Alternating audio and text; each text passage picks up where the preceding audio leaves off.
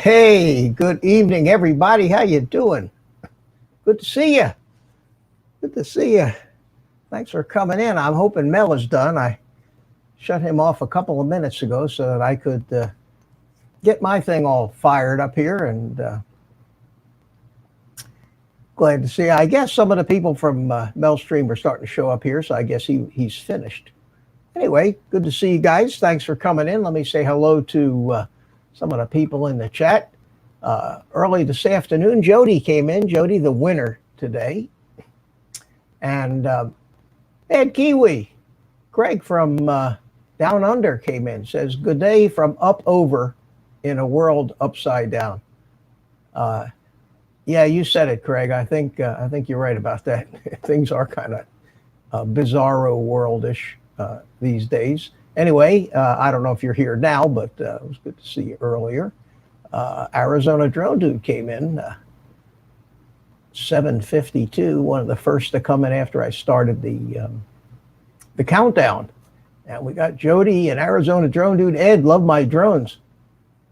How you doing? Joe Blaylock is here. Mike, Copper State Aerial Photography. Good evening, sir. And Agent K. Bob Casey, how you doing, Bob? Good to see you. Art's in the chat. Hi, Art. How are you? Good to see you. And who did I miss? Copper State. Rick Halber's here. Just finished. Good, Rick. Hey, I'm happy to hear you're home from the hospital, Rick, and I hope you're feeling well. Glad to hear that. That was probably a longer stay than you had anticipated, but I'm glad you got home. So welcome home. Pete Nunez, how you doing, buddy? Good to see you. Minnesota Paul, how you doing, Paul? Thanks for coming in. And Carlos is in the chat. Says getting ready. So good. I think that covers about everybody in the chat that's here so far. So wow, we got 13 people. Kind of a slow start for a Sunday night, but I'm sure it'll pick up. Did I say, I said hi to Mike, Kelly, Copper State. Yeah, how you doing? Been doing some FPV stuff. Good for you. Good for you. So I actually went flying this morning. The weather forecast said that it was going to be real windy.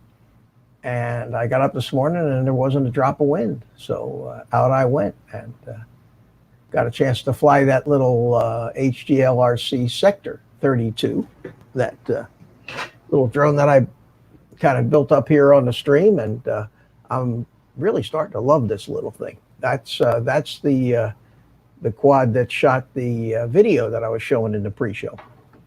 So, see, I got a green room inhabitant frantically tried to get my attention. I see you. I see you. So, without further ado, everybody, you know who it is. Hi, Art. Hey, Mitch. It's great to be here. Flew the Tinyhawk this afternoon. Right now, the video is rendering it. I'm converting it to an MP4, and then I will upload it to YouTube, and I'll probably keep it private for the night, and then do a premiere tomorrow evening. So that, and then the 4K cool. should be all okay. Very cool. Yeah. Hey, listen, I got somebody in the green room. I don't know if you guys have had enough of him already. You might have. He's a real publicity hound. He shows up everywhere. And, but we'll go ahead. We'll let him in. Hey, Mr. Ken. Am I on YouTube again? Again, yeah. Hey, Ken, expect a package from me sometime this week. Really? Yeah. What? Are you sending me another doll? No. It's an action figure. No, just okay. Because if you do send me another one, please make sure it vibrates. Oh.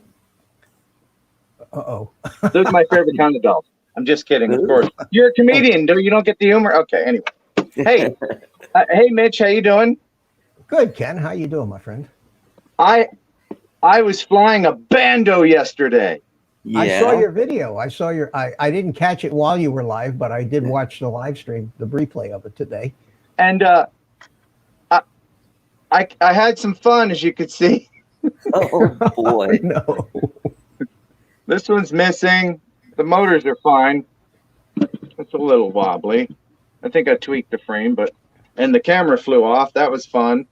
Oh, oh my God. Anyway, Did you find the camera? I did, yeah. Okay. It was the one that Ken Dono gave me, the GoPro 7. Oh, okay. But I put it on here with zip ties, and that's never good. That one line that you said that when you were telling the other guy that your drones are concrete magnets. Yeah. Yeah. That's true. Seems to be playing itself out.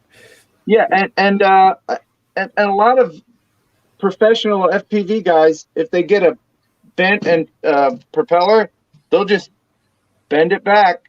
And Dave Shaddix came up with the hashtag "bend it and send it." Yeah, like that. Yeah, I like that. I haven't put any power to this yet, so that's on the table. And then there's this one that HGLRC sent, and it's the Sector 150. The 3. Oh man, I feel so inadequate, man. I only have the Sector 132. I have Sector envy right here. Sector envy. Yes. Well, I have duct envy because I let some other people fly it who were a little aggressive, and one of the ducts broke. So here's what I'm thinking. This is why I called them. I want. What's that? Art was making his Aflac. Yeah, I should get some insurance on this. I was just going to take these off and fly it like without the ducts on them. Well, you know, they when you get the kit, they give you 2 sets of motor screws with it, one longer than the other, purposely for flying without the ducts. So this, for example, I get it now. Hold on. No, let me go back to Aflac. I get it. Aflac. It's a duck. I see what you did there. Yeah. I see. That was a joke grenade. You pull the pin and Ken gets it 10 seconds later. I understand. There you go. Wow. Anyway, Ken, they with this one, with the ducks, you can only use 2.5-inch props, but without the ducks, you get 3-inch props for it. That's what I was going to ask. If I could just, well, the motors will be fine with the larger, because this is a 4S. What size props you got on there now? I think they're 2. They're a little bigger. They look like they might be 3-inch. But did you get more than one set of props? Yeah, with they it? might be. Yeah, they might be 3. Yeah, I did get more than one set. I broke one prop, so I can replace that. Yeah, just fly without the ducks, but just make sure because you have to take the motors off to get the ducks off on those things. Or You could, yeah, you could do that if you don't want to save them. oh wait, that was There a you good go. one. Oh damn it, that was a good one. Just don't cut the motor wire. That's all. Yeah. That was a good duck. Well, I'm going to deduct these from the quad. Where's my sound effect, Art? Give me sound effect. Aflac. There you go. All right. Well, Yeah. So when you take the motors off to get those plastic ducts in from under it, the screws that are there will be too long, and there's a chance they might hit up into the motor wires. So Yeah. there's probably a shorter set of motor screws in the kit that you got there. But yeah. but Or yeah, I could just do it this way and be done with it. you could. Good. It'll fly better without the ducts. But the ducts are designed for Cinewhoop kind of stuff, where it'll offer protection to those around you if you're flying in close quarters. It is kind of underpowered. I'm hoping that removing this weight will give it a little bit more oomph. How big a battery do you put on it? I think it's a 1300,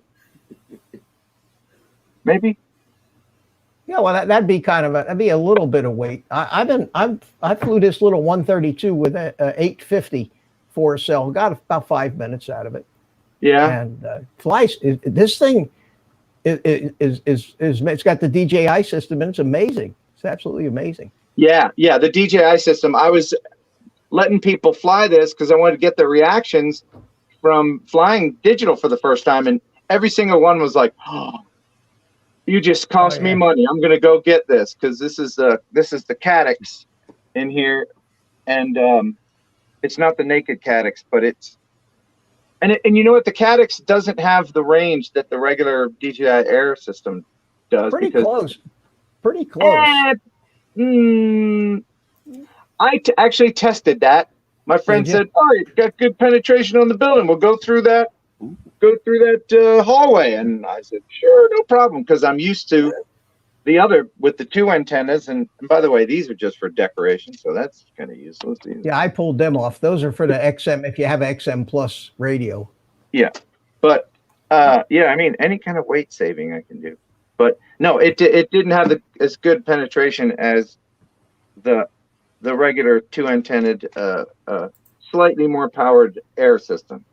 Well, this little smaller one that I have actually has the Air unit in it. See it? Yeah. And it has two antennas on the back. Okay. So neat little quad. Race day quads had this on sale. They had it in their clearance thing. I paid $189 for this quad with the DJI Air unit in it. Oh, that's good. Well, the Air unit by itself is $179. Just the Air unit. How much is a Caddx? $150. Oh, wow. Okay. Yeah, they're not cheap. So basically, I bought the Air unit and got the quad for $10. It was a hell of a deal. Yeah, that's a good deal. You'll never guess what I paid for this. No, nothing, because you're a big star and they send you all this stuff for free. That's right. Yeah, I know. You and Kelly guys piss me off. I'm telling you. Are people typing douche? No, listen. More power to you, man. More power to you. I tell you, I wouldn't have even gotten into FPV had the company not sent me the Copus One. Really? They reached out to me years ago and they said, hey, you want to fly this? Because they saw my channel was a drone channel. At that point, I didn't do any FPV at all. I said, sure, send it on. And I got it. And I was like, what in the hell am I going to do with this? And I even wrote him back. I knew nothing about FPV. I wrote him back and said, where's the controller? You know, that's how much I knew. I didn't know anything. You know, they went, hey, little girl, want some candy? Yeah. For anybody watching that isn't into FPV, FPV is drone crack. It is, no doubt. Mm-hmm. Yeah. And judging by the number of people in our community that are starting to really get hooked on this, it's no doubt about it. You got guys like Chris Hope. He's flying FPV now, and Drone Bum. Drone Bum, Paulie, Kelly. You know, Kelly Ready Set Drones is going to be if he keeps going like he's going to have. I told him on his comment today. I said, you need to call your channel Kelly FPV because this is what's happening to him. Yeah, yeah. There is an expensive learning curve, and if you're willing to put in the time and practice, then it really is worth it in the end. But anyway, I'm gonna go do something to this, and I appreciate being on. Who's that? Who's my neighbor over here? Carlos. That's Carlos. You've met Carlos before. Or Back from the sky is his back. I didn't from the see you sky subscribe to my channel. I'm still waiting. Oh yeah. Let me tell my assistant. Hey, subscribe to Carlos. He probably, your assistant probably is the same one I have. Yeah, you mean now that you mention your blind and deaf dog? Yeah, That's mine. Lucky. Yeah. All right. Well, hey, have a good stream. All right, Ken. Thanks for coming in, buddy. Good to see you. You bet. See you. Ken, don't leave the package in the car in the sun. Oh, hint. Unless you want melted By the coffee. way, how do I look on the Google Pixel 5? Oh yeah. Oh, that's not bad. Pretty They got great cameras. Those Google phones. Their cameras Can are I exceptional. switch it to the other? I can't switch it. Wait, can I switch? No, I can't. I don't know. There's no. But Anyway, that camera looks forward. great. This is the forward-facing camera. Yeah, it's a really good. And the thing about this is, it's the battery life is really. It's got good battery management system on it. I'm thinking. That's the phone I'm thinking about getting next because I use that Project Fi. I don't know if you know what that is. Project Fi is Google's cell phone service. Oh yes. Fi. I've been using it since the beginning. I actually had to get an invitation in order to actually get it, and way back when it started. And it's fabulous, unless you use a ton of data. And I don't use any data. I'm either on Wi-Fi or I'm not bothering. So my phone bill is like $20 a month. It's incredible. That sounds like a great deal. But let me tell you, I was with Sprint for 23 years. This is Verizon right now. I was with Sprint 23 years. My first Sprint phone was a bag phone. That's how long I was with them. And I wish I had switched years ago because my bill went from $160 a month, and I got a business account with Verizon, $45 a month, unlimited. Oh yeah. That's terrific. Verizon is usually the most How many expensive. phones do you have on that account? Just the one phone? One phone. Wow. One. Usually you get that kind of price when you get like 4 phones. You know? Yeah, they tried to sell me a bunch of, you're going to have to get 2 tablets and a dip-de-doo and a zip-de-dee in order to get that deal. And I said, okay, buh, and bye. I started walking out there like, whoa, whoa, whoa, whoa. Whoa, whoa, whoa, whoa, whoa, whoa. There you go. I have no regrets about getting on board with it. So you have unlimited data with Verizon? That's unusual. How many gigabytes do you get before they slow you down? I'm just curious. Don't even know. I said, just give me the full meal deal. And they're like, okay. Because I never keep track of any of that stuff, ever. Only because Verizon, they're very good. The service is very good, but they're usually the most expensive. So you must have done something right. I don't know.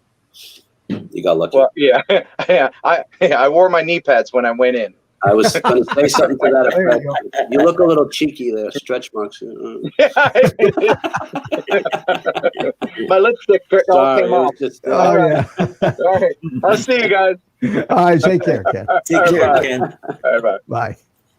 sorry, Mitch. It was just too easy. I know. How are you, How you Mitch? doing, Carlos? I'm good. Doing- I'm good. How you doing? A little lazy day today, but still had a little fun with Mr. Oh, Drone cool. Bum. Oh, of And course. and no, we didn't actually meet. That's the fun part is I just did a StreamYard stream and we did live flies from each other's houses, and even Ed did some from outside. How come I didn't get a notification? I didn't get a notification. It was just actually it wasn't live. It was just a what do you call it? A private kind of thing where we just hang out together. It wasn't That's a how live. you are these days. Well, why didn't you put it on YouTube? Nah. Here it was boring. It was just 2 or 3 guys hanging out. That's all. If anything, next Man, time was I'll it just send you an invite and we could just hang out. Yeah, That- was it gorgeous the new, out there in the park at the park this morning? Oh, God, That might be was it the new gorgeous. winter thing to do it inside. Yeah, private well, I don't have to time. worry about that. I don't have to worry Yeah. about that down here. Yeah. Yeah, you know what was really funny is I almost didn't go flying this morning because I Because look of the wind. at the thing and it said 10, 12 miles an hour at 8 o'clock in the morning and 15 miles an hour at 9 o'clock in the morning, and I said, "Oh, that's going to be." I get out, I look out my window, and there's not a blade of grass, not a palm tree even moving.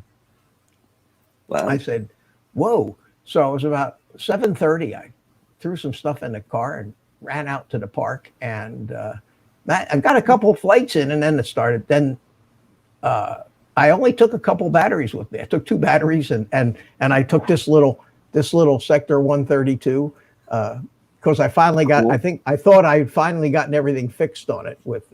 Between the loose antennas and the loose antenna on the crossfire and all that other stuff, and I don't know if you saw the intro, but I'll share with you one of the flights of this thing. So here you go,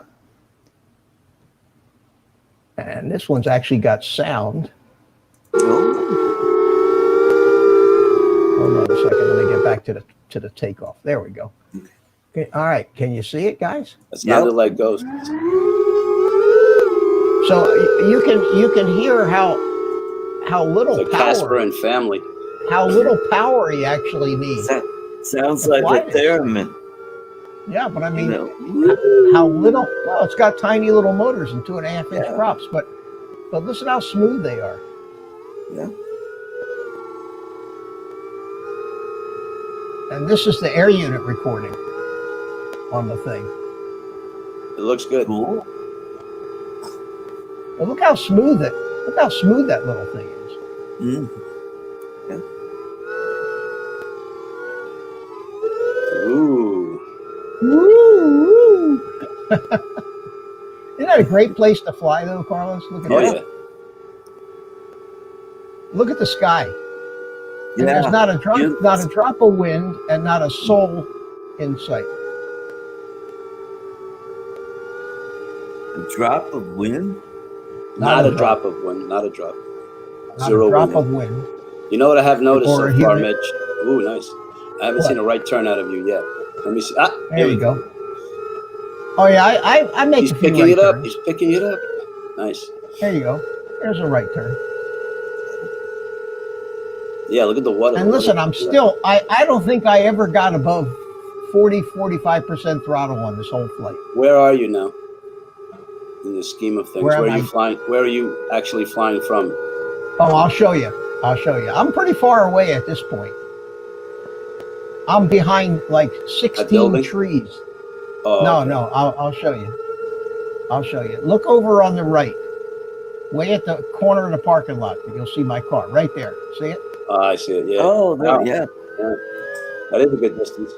But when I was flying low, way out there, I must have had 15, 20 trees between me and the quad, and the signal was still strong. It's incredible. I like that, Mitch. braver than me. I don't even do that stuff.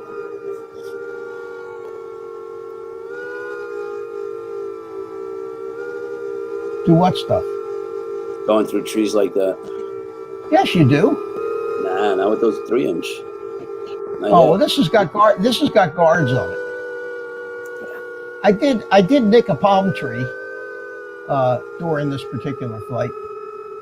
That was nice right I'll there. tell you, that little thing will get up and scat when you put the nose down.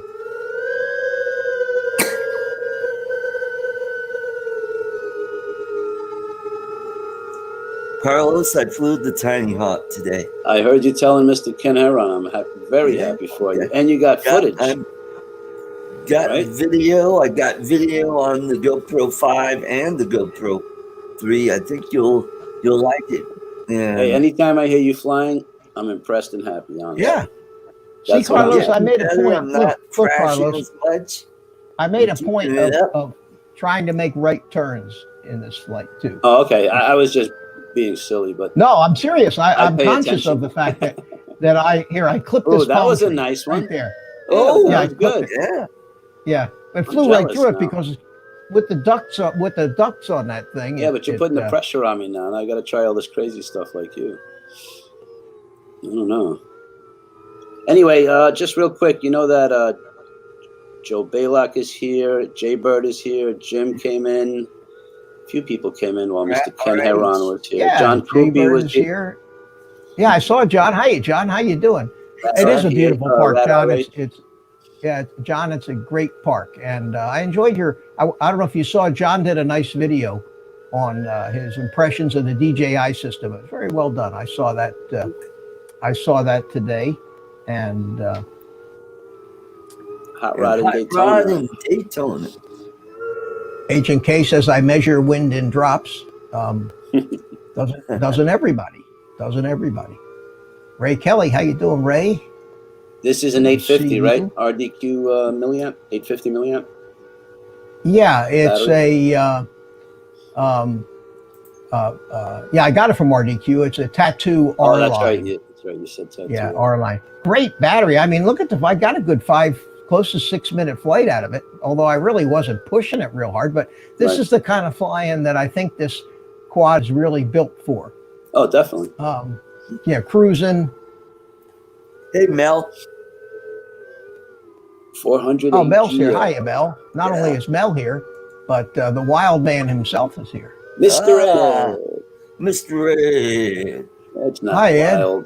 Woo, How you bird. doing? Hi, Mitch. How are you, buddy?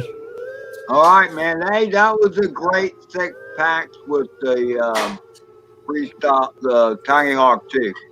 Oh, thank you. I did that. That's an older video. That video's I been up for a know, while. but you commented on mine, so I went to look, and I'm like, wow. Okay. Is that what? So I will note the Mitch Gap comment is gone. You did great. He did. I'm telling you. Well, what do you think of that flight that I just flew? Did you see that? Yeah, one? that was Well, pretty I was cool. good Yeah, too. I'm not disputing that. Yeah, I'm that getting was there. really lit. That was lit, man. Yeah, Lit. it was Why And lit? dope, too. dope. And Dope. all those things. That was dope. Yeah, Man. dope. It starts So- to sound like Sean. Mitch, when I think, I mean, Copper State put up his first air mode flights today, and I thought he did very well. I just I'll have want to to give watch a shout out to Copper State. I haven't watched it. I heard you complimenting him on it, and I mean, that's a lot terrific, of yeah. people have a lot of people have a hard time transitioning from like the DJI style birds and stuff like that, but he did very well. I was impressed. oh, there's no doubt about it. And I was talking to who was I talking to? Giving him Sean Oz. Sean Oz is just getting into this, and he's flying mostly in angle mode. And he was we were on, whose live stream were we on the other night? Was that yours, Art?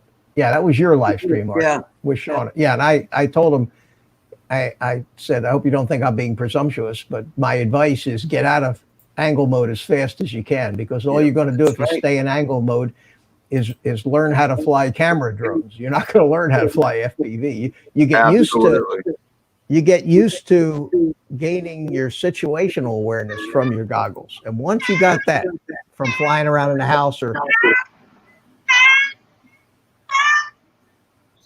Ed, mute yourself, Ed. Ed. Oh, the cat. Yeah, not only is the cat there, but the cat is right up on the microphone too. It's all right. I'm going to feed the cat real quick. I'll be right back. Okay, take your time. I heard that meowing, and I didn't see the cat there. I don't know where it was coming from. So anybody? Are you flying in, what's Art that? flying in horizon mode at least? Art, you doing Carlos, horizon mode? there's Tiny no Hawk? difference. There's no difference between. We got to keep telling you this. No I difference between disagree. horizon and angle until you get to a certain stick position, where horizon mode will let it go and flip. Okay, But it's still a fully stabilized flight mode. It's still fully stabilized. Anyway, I are think you they doing should what do I've been what- flying in stable. Yeah, no, don't Stable. do horizon. stable? Now, I've got a question, Mitch. On the switch for stabilize and the other modes, what's the middle switch and up switch? And that's on the far right, for the stabilization. Down is stable, The middle is acro horizon, mode. and up will probably Yeah. be acro or air mode. I That's what he's I talking do about. it the other way. I do it the other way. I have on my switches, looking at the radio this way. This is Right, the arm switch over here. right, yep. It's I on use mine. this switch right here for the mode switch. Oh, Okay, it's 3 position. I have it up in angle mode. I have center. I don't ever fly it in horizon or angle, but I do keep it up in angle mode. And the reason I do that is because if something ever goes really weird and I want to be able to throw it in stabilized position, I want to be able to just whack that switch to the upside. But I pull it all the way down is acro. okay. That's the way I set it up. And occasionally, not too often anymore, I'll forget that I didn't put it in acro mode before I take off, and I'll take off in angle mode. That just feels really stupid because the quad just, I said, what the hell's wrong with this thing? And then Doesn't it'll fly dawn on right. me that I don't have it in acro mode. So I flick that down. But that allows me with this hand, if I have to, if something is really strange, I can take this finger and just push up on that thing and throw it right into stabilized mode. Okay. Now, if I got a GPS on the quad and I have rescue mode, I have this big switch on the right side I use for GPS rescue. Oh, So if I push this down, that'll throw the quad into GPS rescue. It'll stabilize it, climb, turn around and start flying somewhat in the direction of home. Not auto land like a lot of people think. It doesn't bring it home and land it like a Mavic. iNav does that, but Betaflight. But at least it will level the quad out, attempt to level the quad, and climb to whatever altitude you have set in Betaflight. right. Turn it towards the home point and fly home. Now, when it gets to 200 meters from the home point, it will start to descend. Okay. And if you don't take it back over and start flying it again, it'll basically fly itself right into the ground pretty close to the home point. Right. Still better than losing it somewhere a quarter of a mile away when it falls from the sky, which is what will happen in a normal failsafe. And I very rarely, I've tested it a couple times, but I never actually used that rescue on a Betaflight quad. Right. On an iNav quad, it's fun to throw the switch, take the goggles off, set the radio down, and sit down, light up a cigar, and wait for the thing to come home and land right in front of you. Like a Mavic. but that's iNav. That's not. Okay. That's not. Did that answer your question? Yeah. One of the things I was trying to tell Copper State in one of his videos, because he was talking about the Moby 6, Tinyhawk 2 doesn't do well in wind.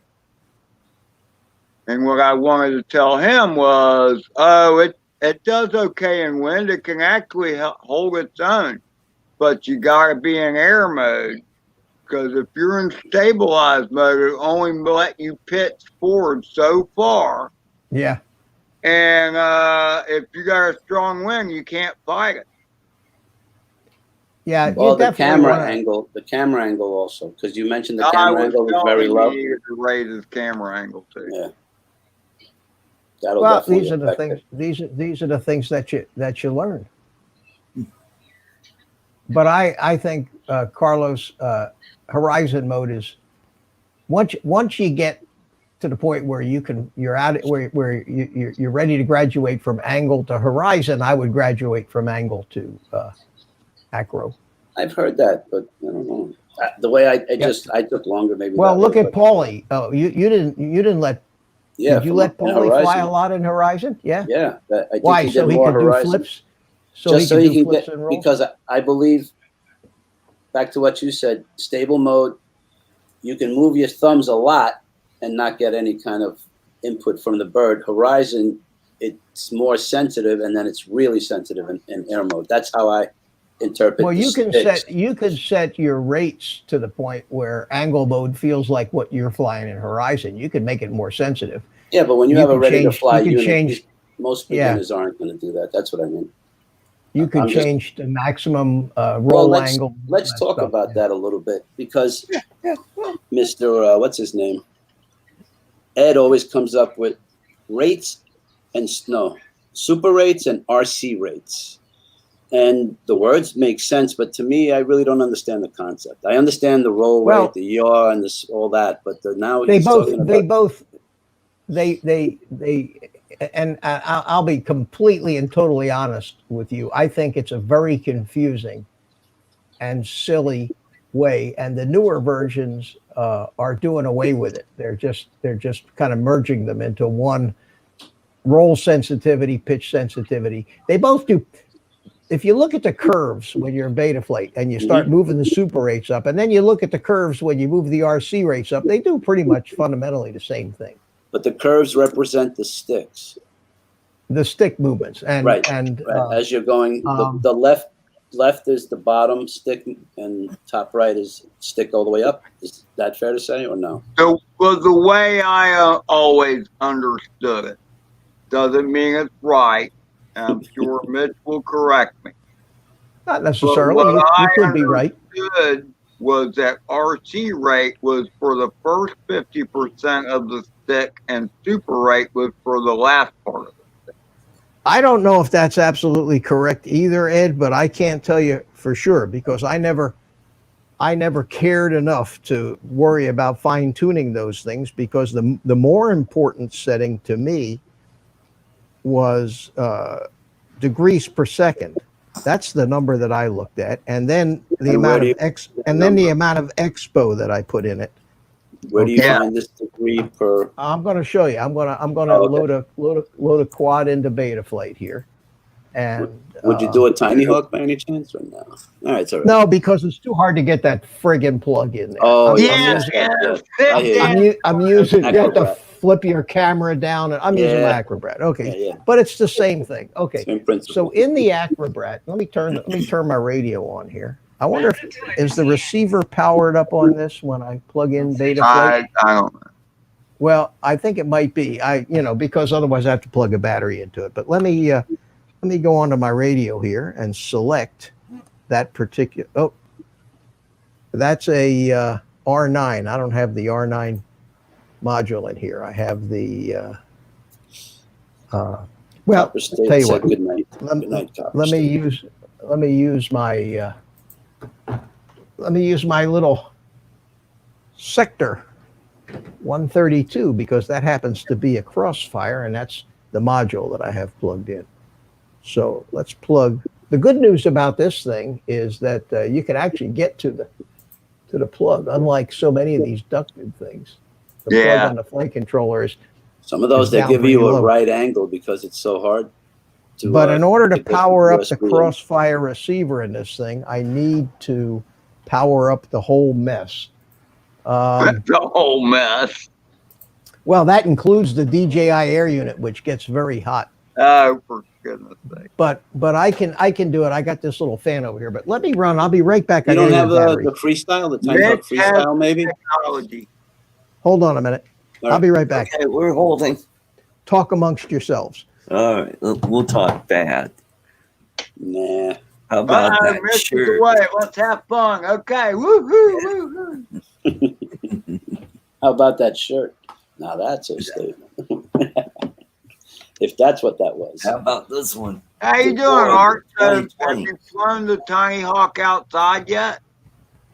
No, I haven't. Yeah. Not yet. I'm going to do that pretty soon here. All right, I'm back. Try to How the get hell with it? somebody I'm with gonna- you to help you retrieve. Yeah. And actually line Yeah, of sight. that'd be a good idea. Chris Hope just joined you. Mitch, Hi, and Chris. probably has some questions for you as well. Oh, yeah. Okay, I You guess should I'm just gonna use my Tinyhawk and lower the camera and plug it in, and because I don't want to have to run that air unit and generate all that heat. Okay, Yeah. so we plug the Tinyhawk in. I got to select the correct.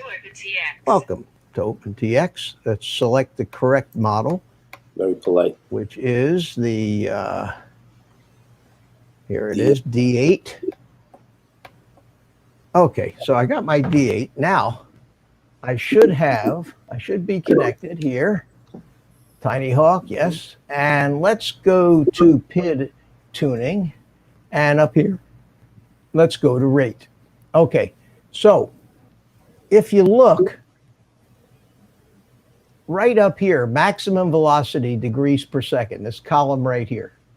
You see that? So here's the RC rate. It's set at 0.8.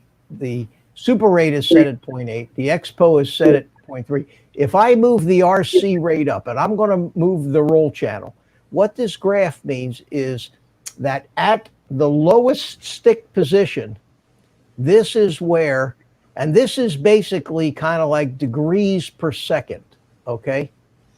That's what the vertical, see where it says like this, says 800 degrees per second at the top, Right. 800 degrees and 400 degrees. So this chart is going to resize itself depending on what the highest one of these settings is in degrees per second. All right. So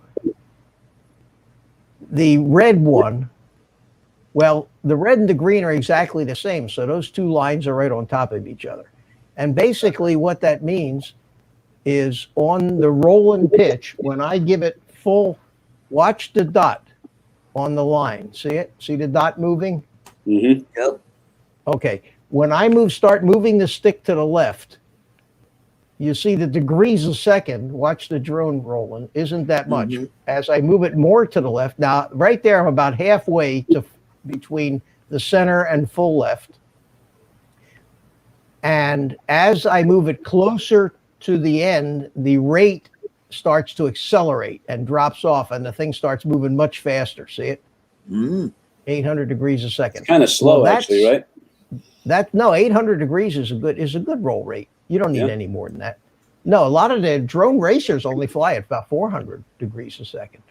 What do they know? I like 8 is plenty fast for freestyle. You know, you can bump it up. But what happens is watch that maximum number on the red thing here. Watch that maximum number as I increase the RC rate. Now I'm up at 1140. See it? Right. Okay. So now I'm on the roll rate, I'm up at 1300 degrees a second. If I give it full stick, it's going to go crazy. See it? Yeah. Yeah. But Looks like a yet, propeller. but the curve is fairly flat around the center, between the center stick and halfway there.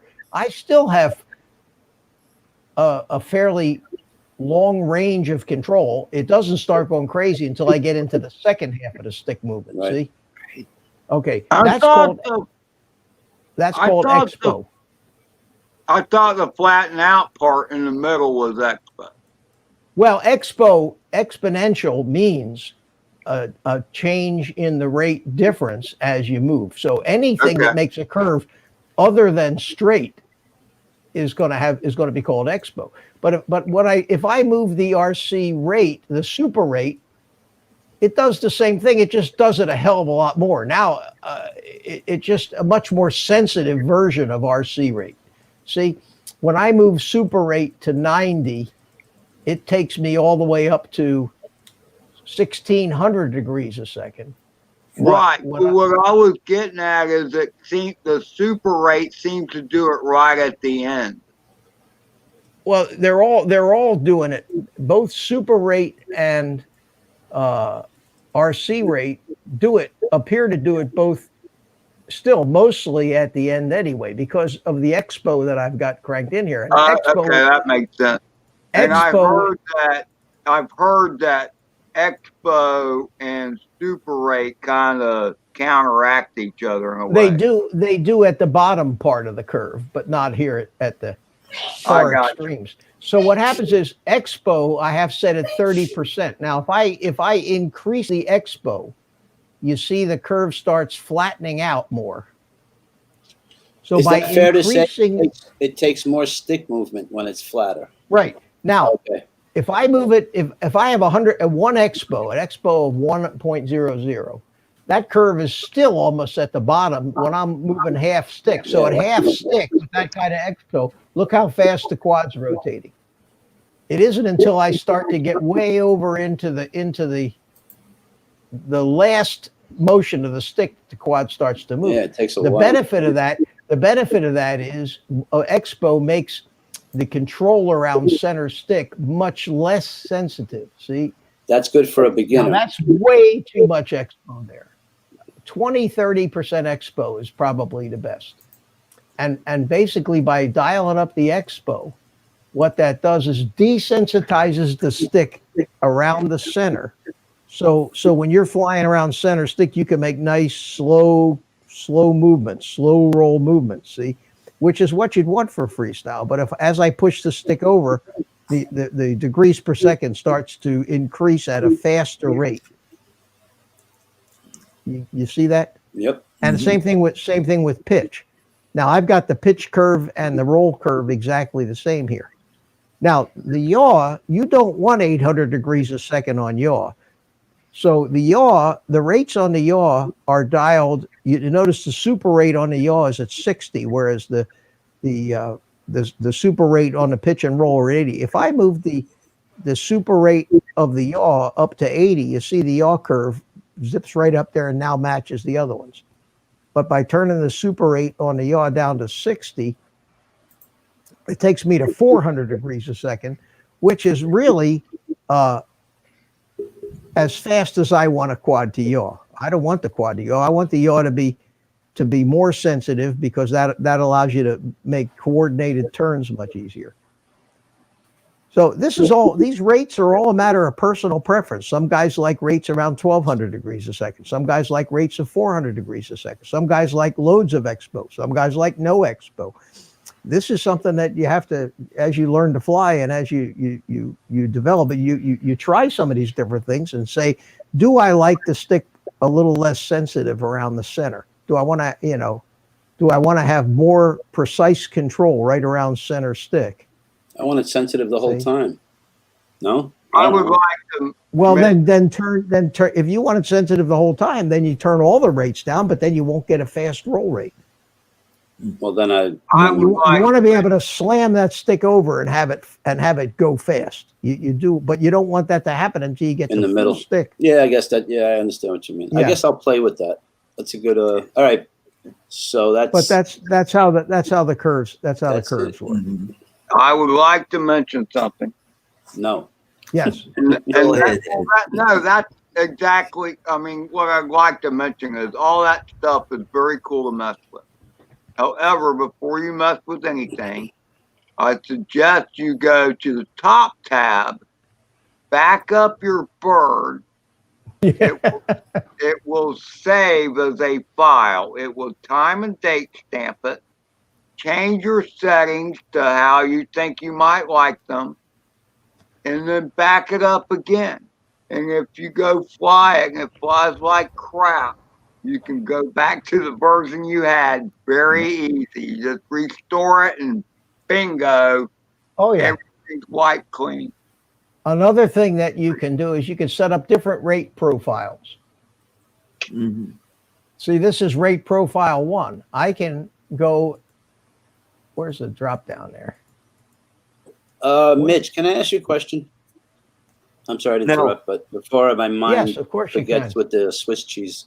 Tinyhawk Freestyle 2. It's a 2S bird. When you hook it up to Betaflight, should the profile and the rate still both be at 2 automatically? Not necessarily, It depends on, I think it because depends it's a on 2S. the default. I don't know if it automatically senses 2S and changes the rate profile. It might. I've never looked into this CLI to see if they've got it set up that way. But Would it be fair to say that they should match? That's actually probably my not biggest question. well, I don't know. I don't know. Okay. I mean, when I I don't pulled know this is a up, good it answer. defaulted to profile 2. That's the PID profile. Let's see what the difference is. Profile 1. Mhm. Yeah, see, the PID profile on profile 1 has much higher proportional and integral, much higher settings than the PID profile 2. But if you look at the rates on rate profile 1, look at this curve. When I change it to rate profile 2, watch what happens to the curve. Right. Well, they're supposed to match on this particular bird if it's the Yeah, tiny see, hawk. it went to all 400 degrees a second. They tell you to use rate profile 1 and PID profile 1, rate Right. profile 2 and PID profile 2.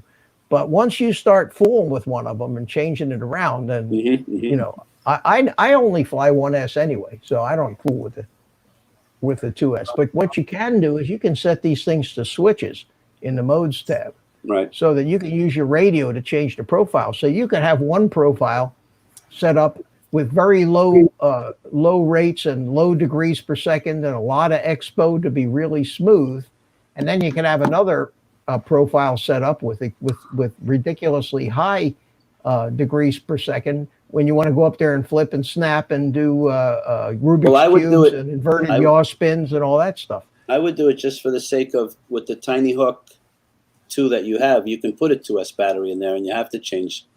I would do it just for the sake of hitting a switch and say, okay, I don't have to go into my OSD and switch everything. Just match everything. I'm just wondering. I'm still wondering if maybe I have to look into that. No, with that particular one, the Tinyhawk 2, I know for a fact it has to be 2 and 2. But with the freestyle, but you got to go set it. That's correct. Okay, one of them changes automatically, but the rate doesn't. I think the PID does, but the rate doesn't. Okay, well, the rates, you might not even notice the difference in the rates. You know, you notice it when you fly it. Definitely, you'll notice it. Okay. I don't fly those things on. Here's the question. All right, so yesterday, Chris Hope was flying his Tinyhawk Freestyle 2, or version 2, and it was flying okay. He crashed, and now when he arms it, it just wants to take off, like full throttle. Wow. Ponder that one. Maybe he can join the chat. I don't know. It's up to him. You want to plug it. You want to plug it into beta when he arms it. But so in order to arm it, your throttle has to be all the way down, or it won't arm. That's correct. But when he arms it with the throttle all the way down, it takes off. Okay. Well, it has 100% throttle as soon as he arms it too, without moving the throttle stick. Well, interestingly enough, I don't know how the hell a crash could change Betaflight settings. That's all software. So it isn't that. And the other thing really quick is that he was in one of the profiles. They didn't match. They were 1 and 3 or something. Something was profile 3. I don't know. It was weird. I hate to feign ignorance on that, but I have no idea how they set those things up. Yeah, don't you have a freestyle? Those things. You don't have a freestyle? No, I have a little Tinyhawk 2 race, and I fly only 2S, and it flies great the way it is. So I haven't even looked to see what rate profile it's set to. Gotcha. It just flies okay. I don't fly as not that. No, not the numbers. I'm just curious if the numbers. If it's rate. One has nothing to do with the other. No, I know that. because it's a One is the 2S. So pin you don't profile. think it's possible for a flight controller to throw a brain fart because you crashed it and it got Oh, some absolutely. weird He could have. He bike? could have. He could have physically broken the flight controller. Oh, But it seems unlikely that if that happens, it would even arm. yeah, it's a paperweight now, so don't worry about it. That's it sounds like something broke. Well, Just- must have. Mhm. Something broke on it. Yeah, Well, because he's already broken the frame on it. So. all right. So sometimes it just pays to throw it away and get a new one.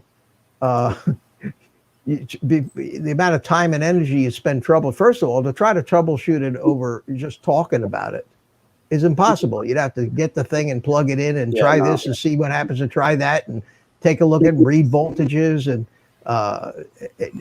it could be as something as simple as just one little tiny resistor on that flight controller fractured, Yep. and boom, the whole thing is way off. So there is a condition called I-term runaway, okay, which can cause a quad to shoot to the moon when you first arm it. There's also certain filter settings if you don't have enough filtering, you can have a flyaway too. But those are not things that are going to get changed in a crash. You know what I mean? They're Betaflight settings in memory of the quad, of the flight controller. Here's one for you. Mr. EBR was telling us earlier. T-Motor Mini flight controller. He went to pick up the quad, and it armed. It started to take off and cut his hands. And then it just armed. It just went to take off, right, Ed? That's what he wrote down, right? Yeah, that's what he said. And then he went to unplug it, and it did it again. They had to put something on top of it to unplug it. That's just. He said it was a freak accident. He said he got cut. He went to. And the arm switch was off. That's what I asked him that too, and he said yes, it was down. Yeah, and EBR isn't exactly a noob. Oh no, he knows what he's doing. But there's nothing.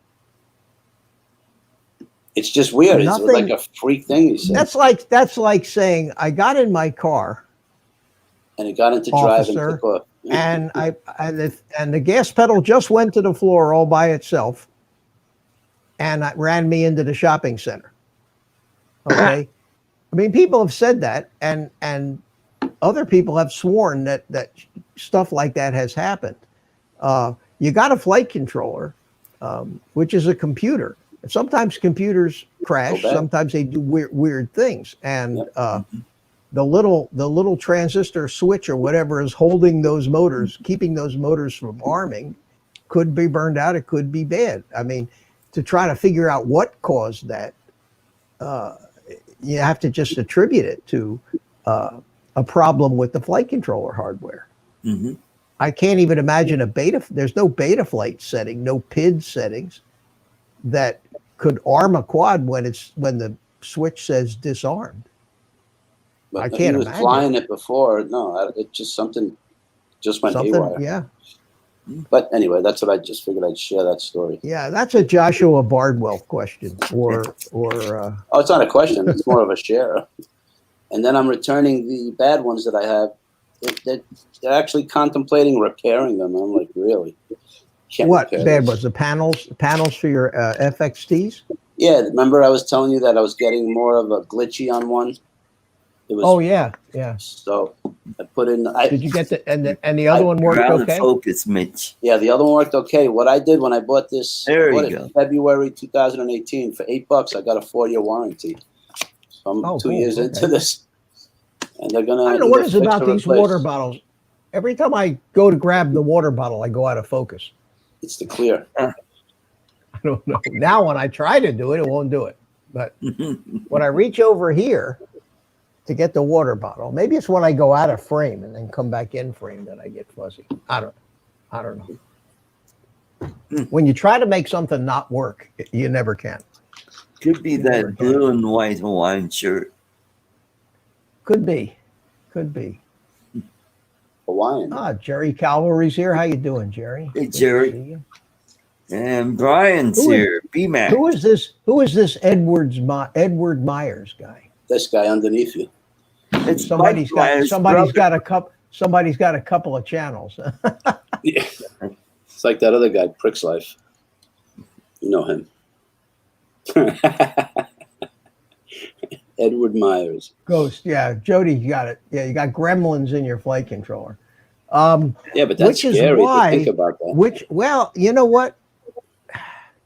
You gotta have respect for these things, and you have to. I see guys who are somewhat newer in this, who've never been bitten or almost had their finger cut off by a propeller. Those of They'll us that have darn been, sure buy you. yeah, those of us that have been in the RC hobby for any length of time have seen some horrendous injuries, especially from these gas motors, Ed. Well, One of those Oh, things. yeah, man, the kickback from a nitromethane. Not only Yeah. the kickback, but if one of them happens to fly into you, it cuts you open just like a boat prop cuts a manatee open in the back. You get a bunch of Absolutely. slashes like this.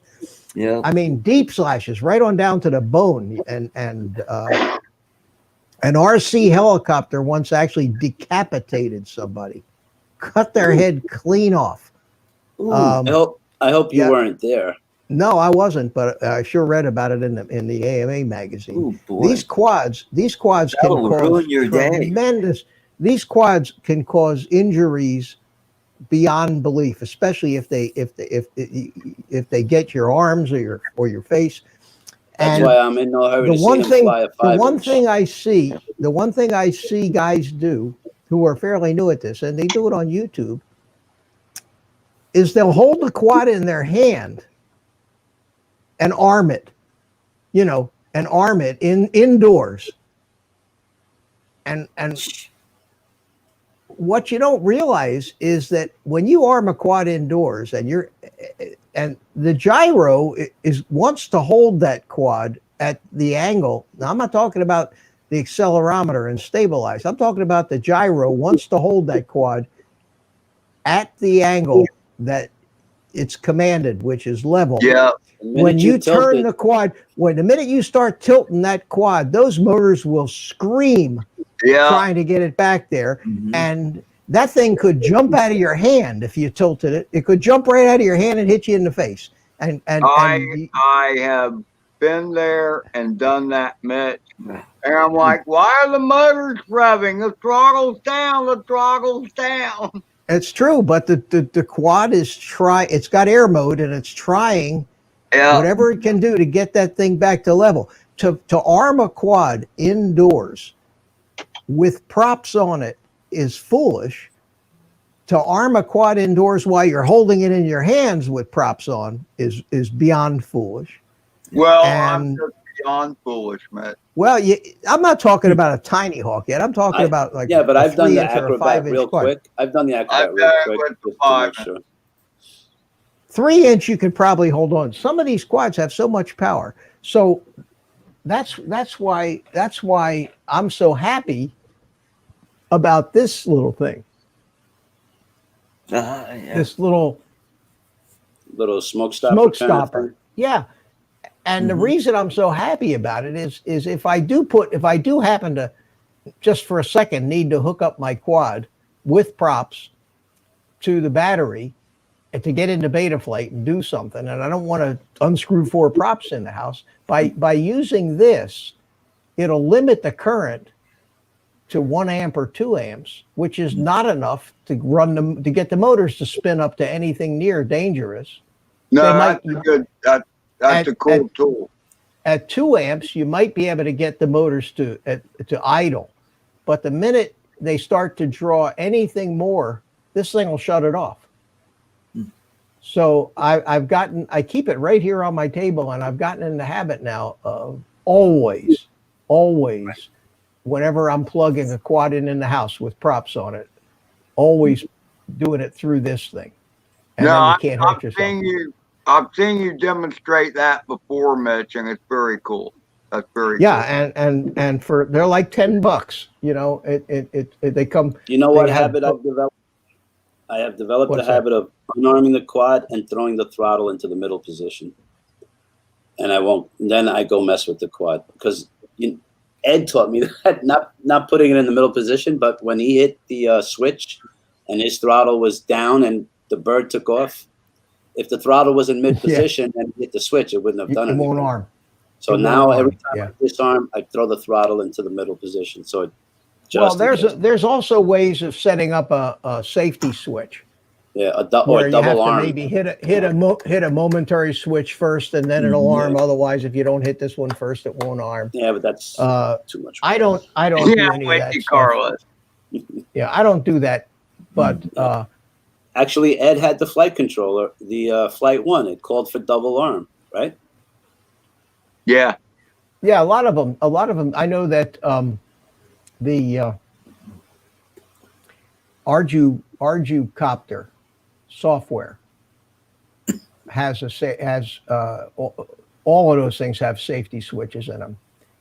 That you have to throw the safety switch first before it'll let you arm the thing. Right. Some of them have push buttons. All I know is what scares me the most is the helicopter guys, because I see a helicopter guy flying off like some of the helicopters you got met with a 5 foot, 6 foot rotor Blades. arm or whatever. It's like, man, I want to be 150 feet Yeah. away from that thing.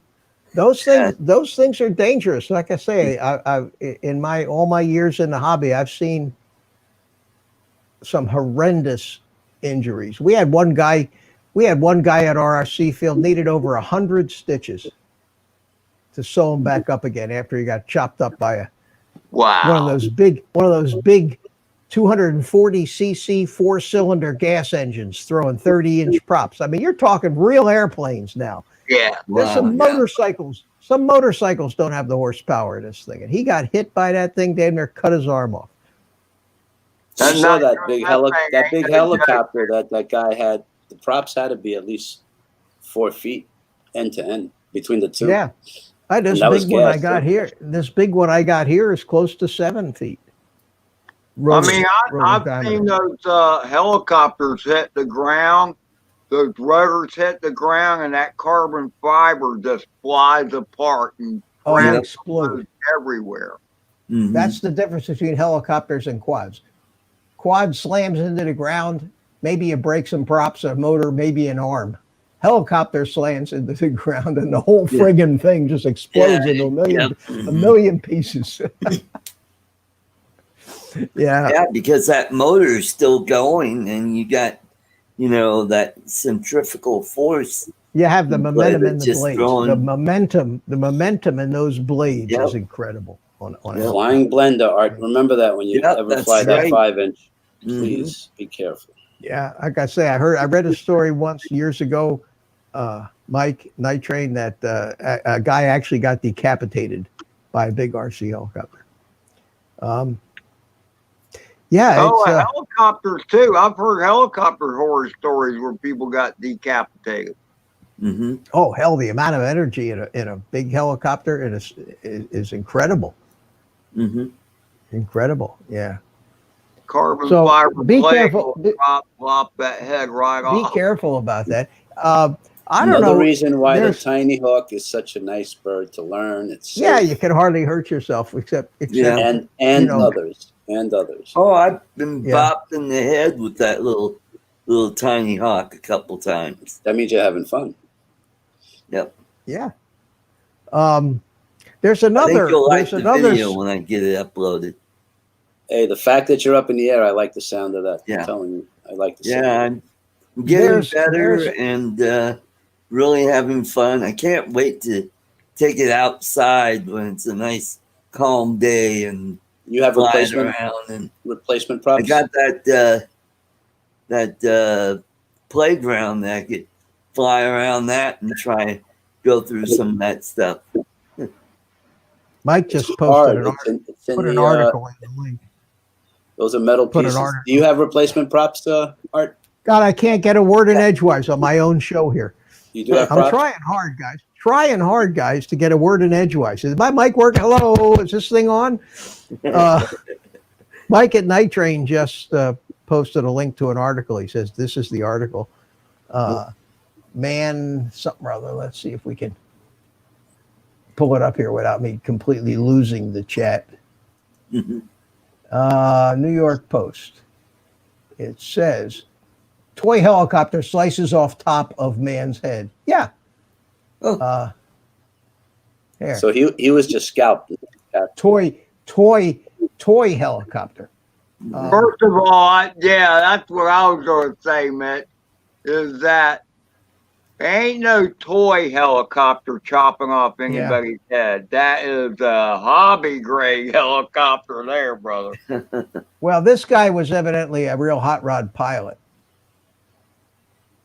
Bragged about his exploits on YouTube, was piloting the small machine. Tell us, oh, there's a picture of him. That's not a small helicopter. That's a 60 or 70. I guess that's 60 before or he got his head chopped off. Yeah, but that's a 60 or 70 size fly barless helicopter, man. That thing can cut your head off. Look at the size of that thing. That's a T-Rex. Wow. A line T-Rex. Says a line right there on the tail. Yeah, that thing can definitely seriously injure you. And these guys fly these wild 3D things where they're tick-tocking and it doesn't take too many milliseconds for you to get disoriented if you're not on top of the thing. Rat RH says that's a 500. Looks bigger than a 500, Rat.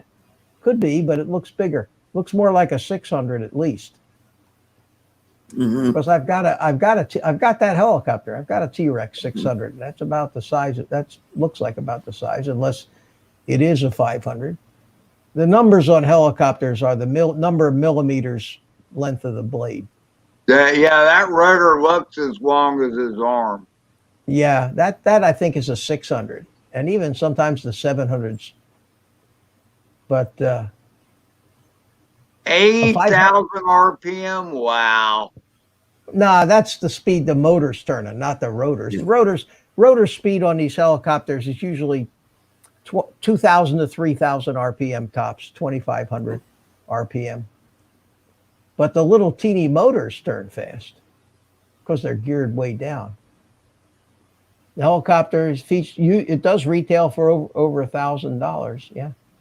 Well, it's a T-Rex 700N. Yeah, I told you it was a bigger helicopter. There's the video of it.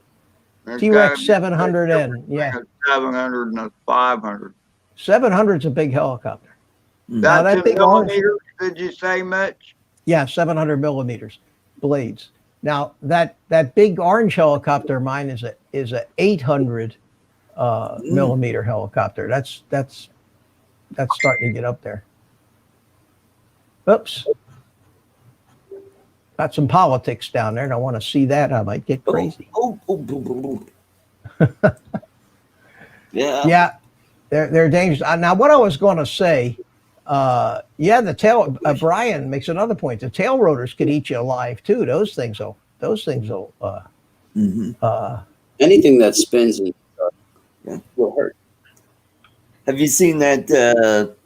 Rat's insistent that that's a 500. So okay. You remember Raiders of the Lost Ark? Oh yeah. Where they were wrestling near that plane where the props were going. Yeah. Well, for sure, an airplane propeller will take you apart. Right. There's no doubt about that. Yeah. Okay, so what I was going to say, we were talking about flyaways, Right. and there is a situation with quads called I-term windup. Okay.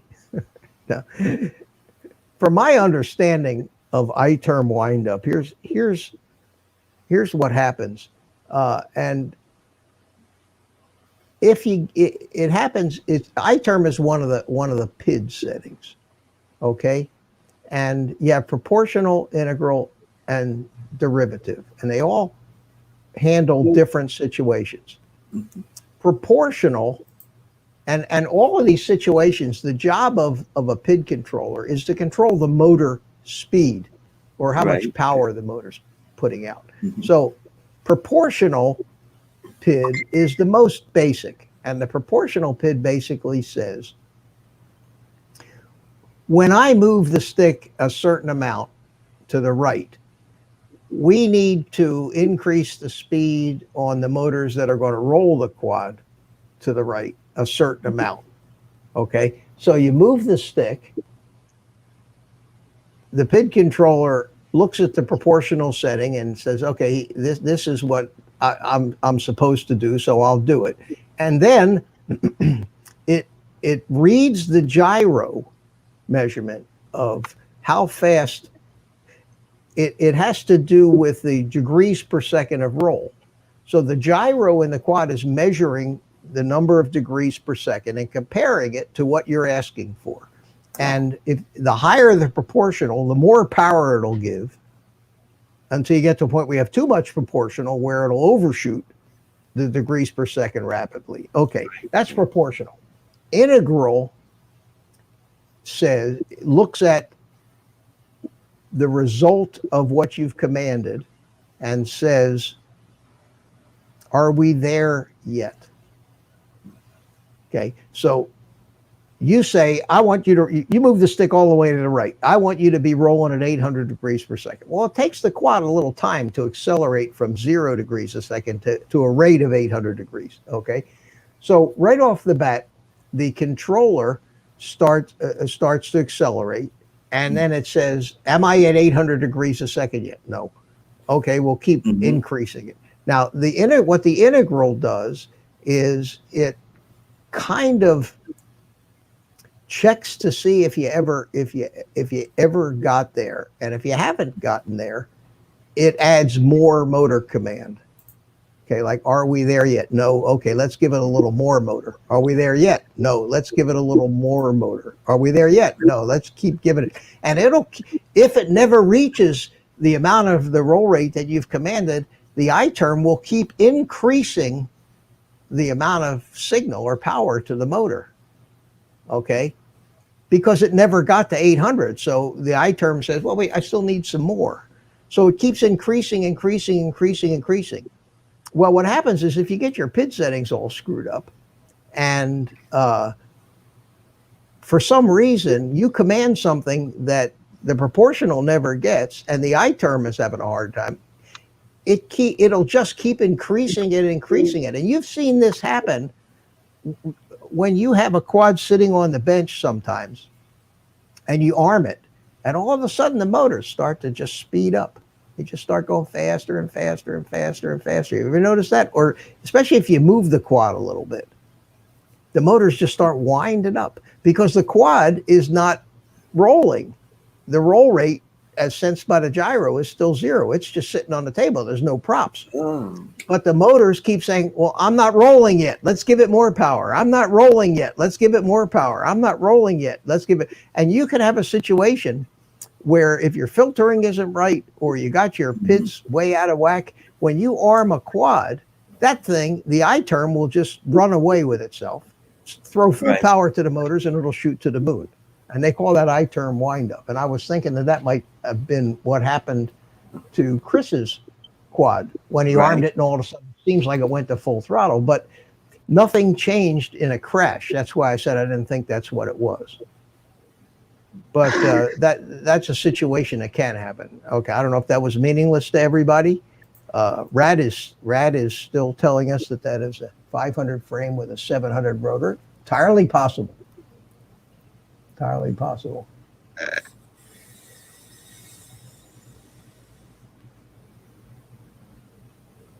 It went nuts for sure, Chris. Yeah, they can. They're very complicated little. The programming, the software, Betaflight, the programming that's going on in that little processor is incredibly complex to make these things actually fly as good as they do. So, what else, guys? Had to kill it and watch it fall. Yeah, Chris, that's the only thing you can do when you got a runaway is just disarm it and hope that it disarms. Otherwise, say goodbye. Well, I mean, Chris, the good thing is at least when you hit this arm, it fell instead of flying off into the wild west.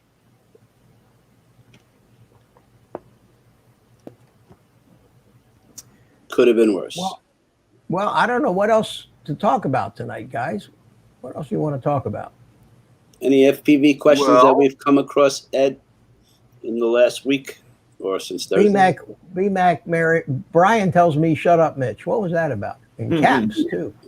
Oh, that's because you said we don't let you get away I'm with it. Oh. And I was like, but he hasn't stopped talking. What is he talking about? I still think a crash can kind of make your flight controller get a bug in it or something to where it just gets sketchy. I mean, I had the same thing with my Manus 85. I couldn't get it to arm, I kept playing with the switches. When I got it to arm, all of a sudden it took off. Now, it was a great stable flight, but my radio had no effect. I tried turning left, tried turning around. It just 50% throttle and off it went. It kept climbing. If it hadn't hit the pine tree, who knows? It would have flown until the battery ran out. Nothing worked. Chris Hope asked a question. I think you meant to say which pads, not PIDs, do I need to solder together on the receiver board on my 119. Chris, if I'm not mistaken, the question you're asking is which pads do you need to bridge on the flight controller? Mm-hmm. Not the receiver. You don't solder any pads together on the receiver, the little XM Plus. But on the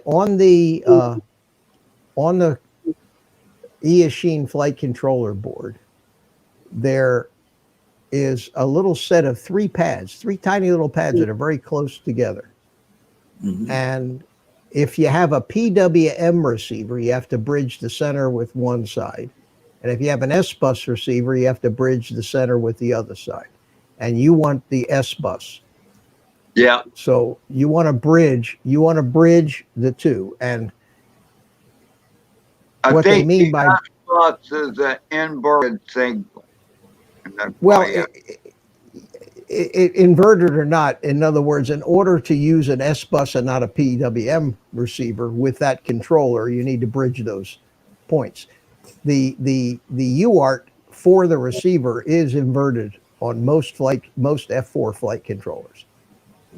Ed, if you go to most F4 flight controllers, the UART that the receiver is, where it says S-bus, that UART is more than likely an inverted UART. Okay. You look puzzled. Ed? Who looks puzzled? You do. He's listening and watching the chat. Oh, okay. All right. I'm trying to think if I happen to have a diagram of that handy. Yeah. But let me see if I can find it for you. Is that what you meant, Chris? Controller. Yeah. To left to right. Let me see if I can't find a picture. Give me a second. Hey, Mitch, I gotta bail out of here. I gotta get ready for bed. Art, thanks for coming in. Good to see you. Always keep flying, Art. Always a pleasure. Job. Keep flying and take that puppy outside the first morning where there's no wind and go fly around. Sounds good. And make sure you make movies of it and DVR it or something, or we won't believe it. All right. Okay. All right, buddy. Ready? He's ready. Ready. He had the pose going on. Oh yeah. It's a thing. You know, we do that. All right. Let me see if I can. Left the proctologist office. All right. Here we go. Yeah, I know. Yeah, that's the noise I make. at the proctologist. You hear the angels sing. Okay, let's see. Okay, now, here we go. Here we go, guys. This is just like Joshua, Bardwell. Here it is. Okay, now, if you look at this, look at this flight controller board. You don't want to go full screen? Oh yeah, you're right. Okay, I'm trying to figure out a way to actually get this picture where I can really blow it up. Hold on. Where was it? I want to. I don't need Betaflight anymore. I don't need that. Where the hell is it? Yeah, you got a lot going on there, Mitch. Yeah, just too much. Okay, what I want to do is I want to go to images. I want to find an image of the board, and the Tyro 119. It's the same as the 129, same flight controller. So this will show it. So I want to find this picture, and I want to take this picture and God, it's not going to let me. Can I save it? Save it as.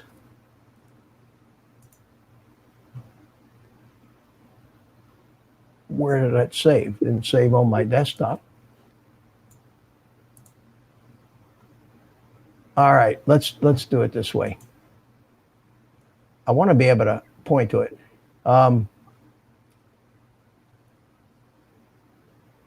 That's not the board. Okay, hang on.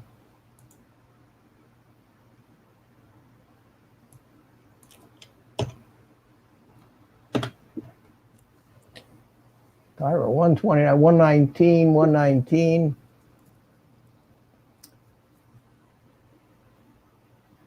Here it is.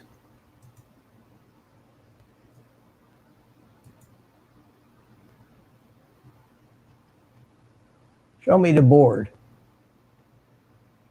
This is what I want right here. I want this picture right here. Chris just wrote wrong one. Here. You heard me, right, Mitch?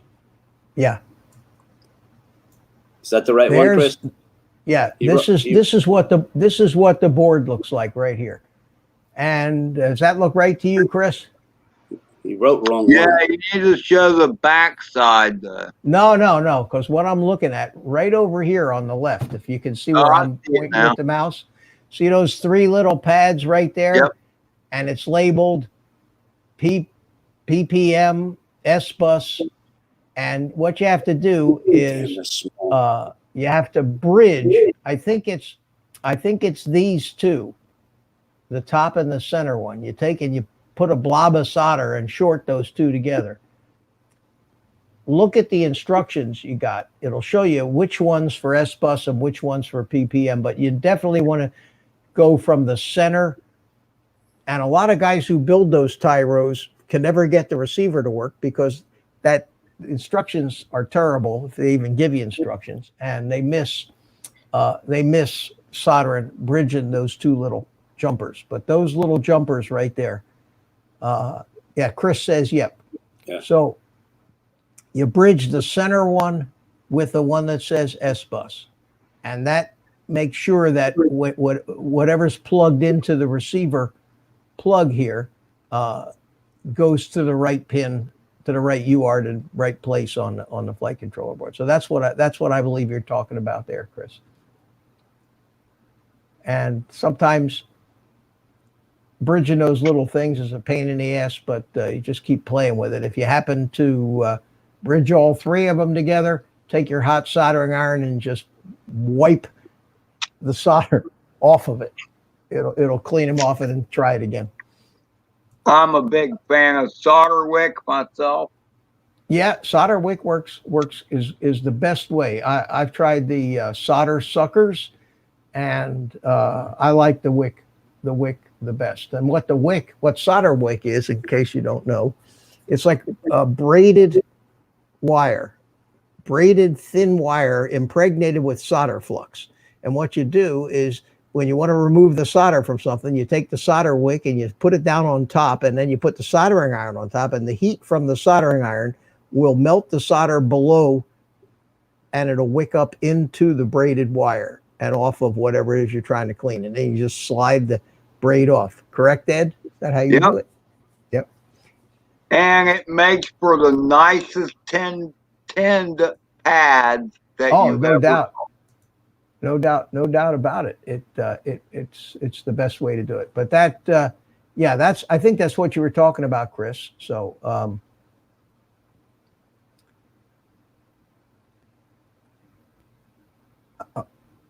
See, my thing is when you were showing that board, Mitch, was like you had the 3 pads up and down, but the Yeah. labeling was I side to know. side. So how I do you know. know which is it the Yeah, left because- one or is it the right one? because somewhere there's a better drawing of that, and I was trying to find it real quick. Let me see if Tyro 119. Let me try this Solderwick, Mr. Mitch. manual. Let's see what I get. Tyro 129 user manual. If all else fails, Chris, there's a number of videos out there, especially Bardwell's video. I think he finally gets around to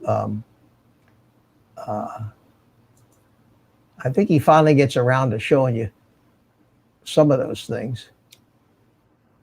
I might look here and see if I can find better instructions that show you which pads to bridge, but it should be obvious looking at the board.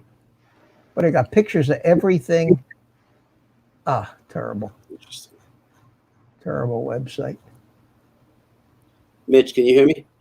Yeah. While you're reading, Mitch, John Coopy asked, Mitch, are you interested in any of the 4-inch long-range FPV quads? Thoughts on those? You know,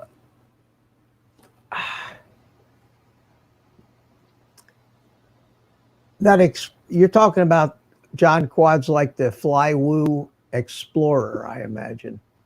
Have you seen them, Carlos? Have you seen that? There's a new class. Not 4-inch, no. I'll tell you, the Explorer. Yeah, Mike is I'd like to have one of those. I don't know if you can even get it right now, because everybody's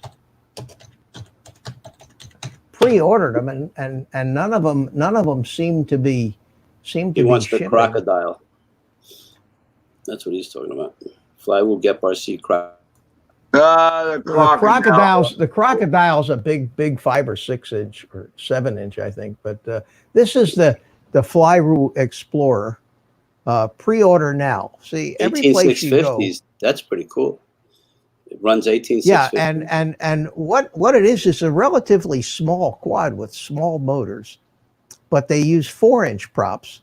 And unlike the Cinewhoops with the ducks, these things are very light and they're very efficient. And since the motors are small and they don't draw huge amounts of current, you can fly them with the lithium ion packs, which means you can cram a ton of battery on this thing and get half an hour, 45-minute flights.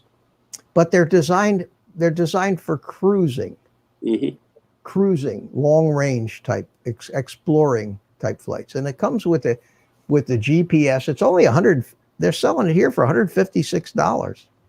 For the DJI or the analog? No. This doesn't appear to have any camera in it. I don't know which version John of it Coopy says this they is. have an analog available easily.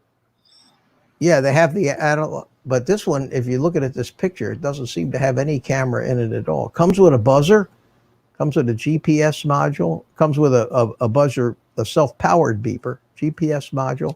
Let me see. Let me see what else we got here. Explorer Flywoo. Here we go. Here's from the company website. From $139. Yeah. You're going to show us? But if you add motors? Oh, I'm not showing you. Yeah. Thank you. I'm busy looking at shit and you're not seeing any of it. Okay. I was afraid to talk and tell you. No, I'm only kidding. No, you can tell me. I know that you have tremendous fear of me jumping down your throat. But, I'm really just, harmless ball of fuzz, fluff, Marvelous prick. lovable little, like Rush Limbaugh, I'm a lovable little fuzzball, Oh, we Yeah, didn't want to hear about you not getting an wording edgewise. Well, I was trying. I kept trying. And all right, here you go. If you get this thing with the TBS Crossfire receiver, and are there any options here that have? I thought they had an option with the DJI system. Here's the one with the CADX. Shows you the CADX. John Coopy put a link. I'm not Orange sure of Vista what, HDs. with Crossfire RX is $176.99. He put a link. Okay, and how about with the DJI Vista? All right, John, get on it. And what they build these as is small drones that carry what they call naked GoPros. Have you guys heard of these naked GoPros? Yes, I have. What they're doing, taking all the guts out of a GoPro Yep. and mounting it in a 3D printed frame, powering it from the battery on the quad, so you don't need the battery, taking the rear screens off, taking the case off. Turns out that you end up with just the camera lens and the board, and then they usually have the kit has an add-on board that goes on top that gives you a few push buttons. You can control the camera by Wi-Fi to change settings, but you actually get the full GoPro deal as far as the video pictures, with more than half of the weight gone. And for these light little long range quads, that you get quite a cinematic experience out of them. And these 4-inch long range quads are now a thing. So I think we're gonna see, John, and correct me if I'm wrong, everybody and their brother's going to start making them. The Cinewhoops became a thing. Everything in this hobby becomes a thing.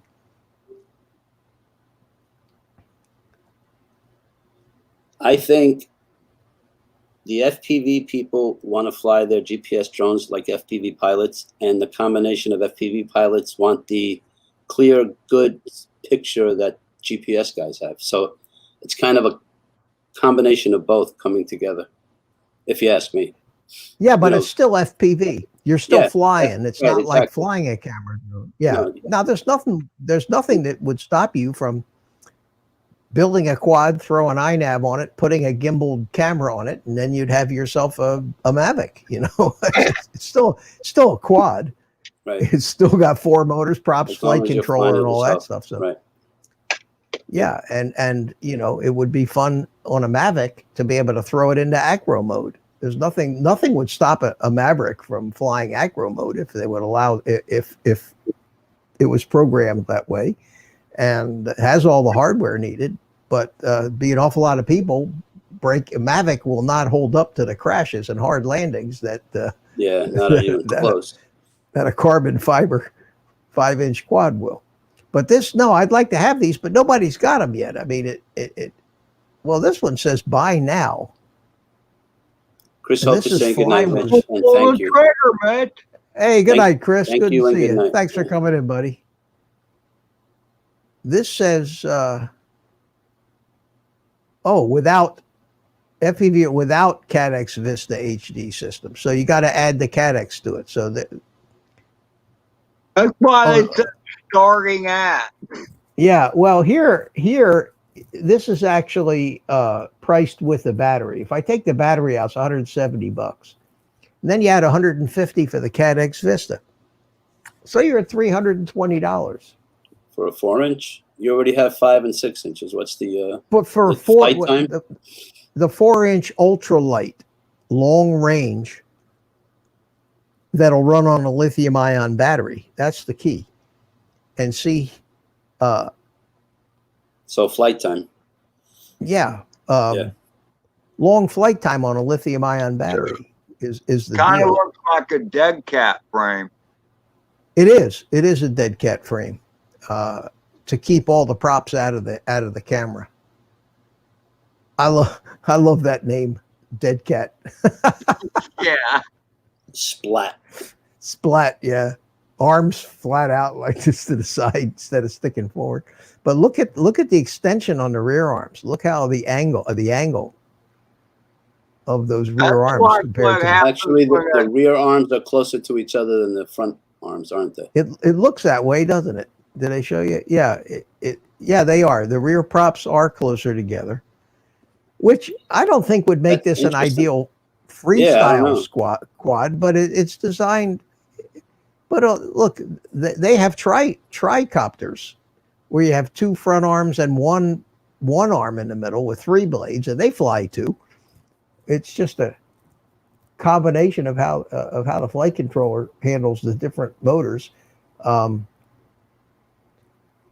This should fly pretty good, but I don't think it would be a tremendous quad for Mitch, the Mavic Air 2 has something that's like FPV wannabe, right? Where it leans into turns a little bit more. It's not flat. They have I don't know about the Mavic Air 2. I don't have one of those, but but most of the Mavics have a gimbal mode called FPV mode. It has nothing to do with the way the quad flies at all. It has it doesn't lean to the turn? No. What it does is it tilts the gimbal when you turn.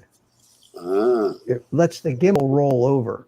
So when you're looking at it in your goggles, you see the horizon tilt. Right. The quad will always lean.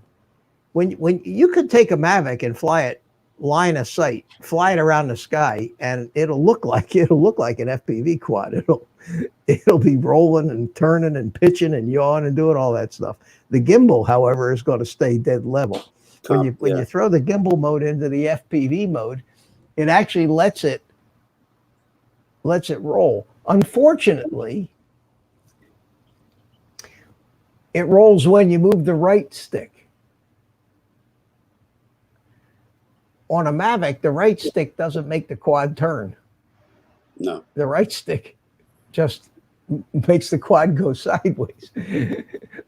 So when you fly a Mavic, you're turning with your left stick, right. Which at least on the Mavic Mavic 2 Pro, when I tried the FPV mode, what it did was when I yawed in the turns, the camera still stayed flat. It wasn't until I actually moved the right stick that I actually got the gimbal to roll over. So if you want that FPV effect with a Mavic, you have to move kind of both sticks together.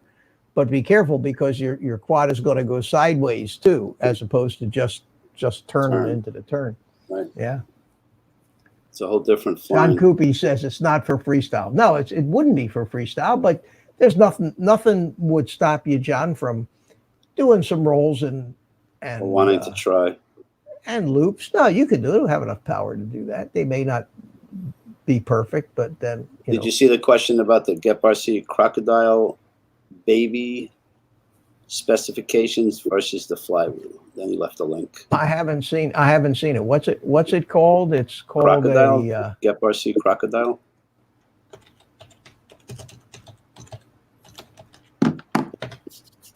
GEP-RC Crocodile. Yeah, the crocodiles that I share also with have us? been bigger.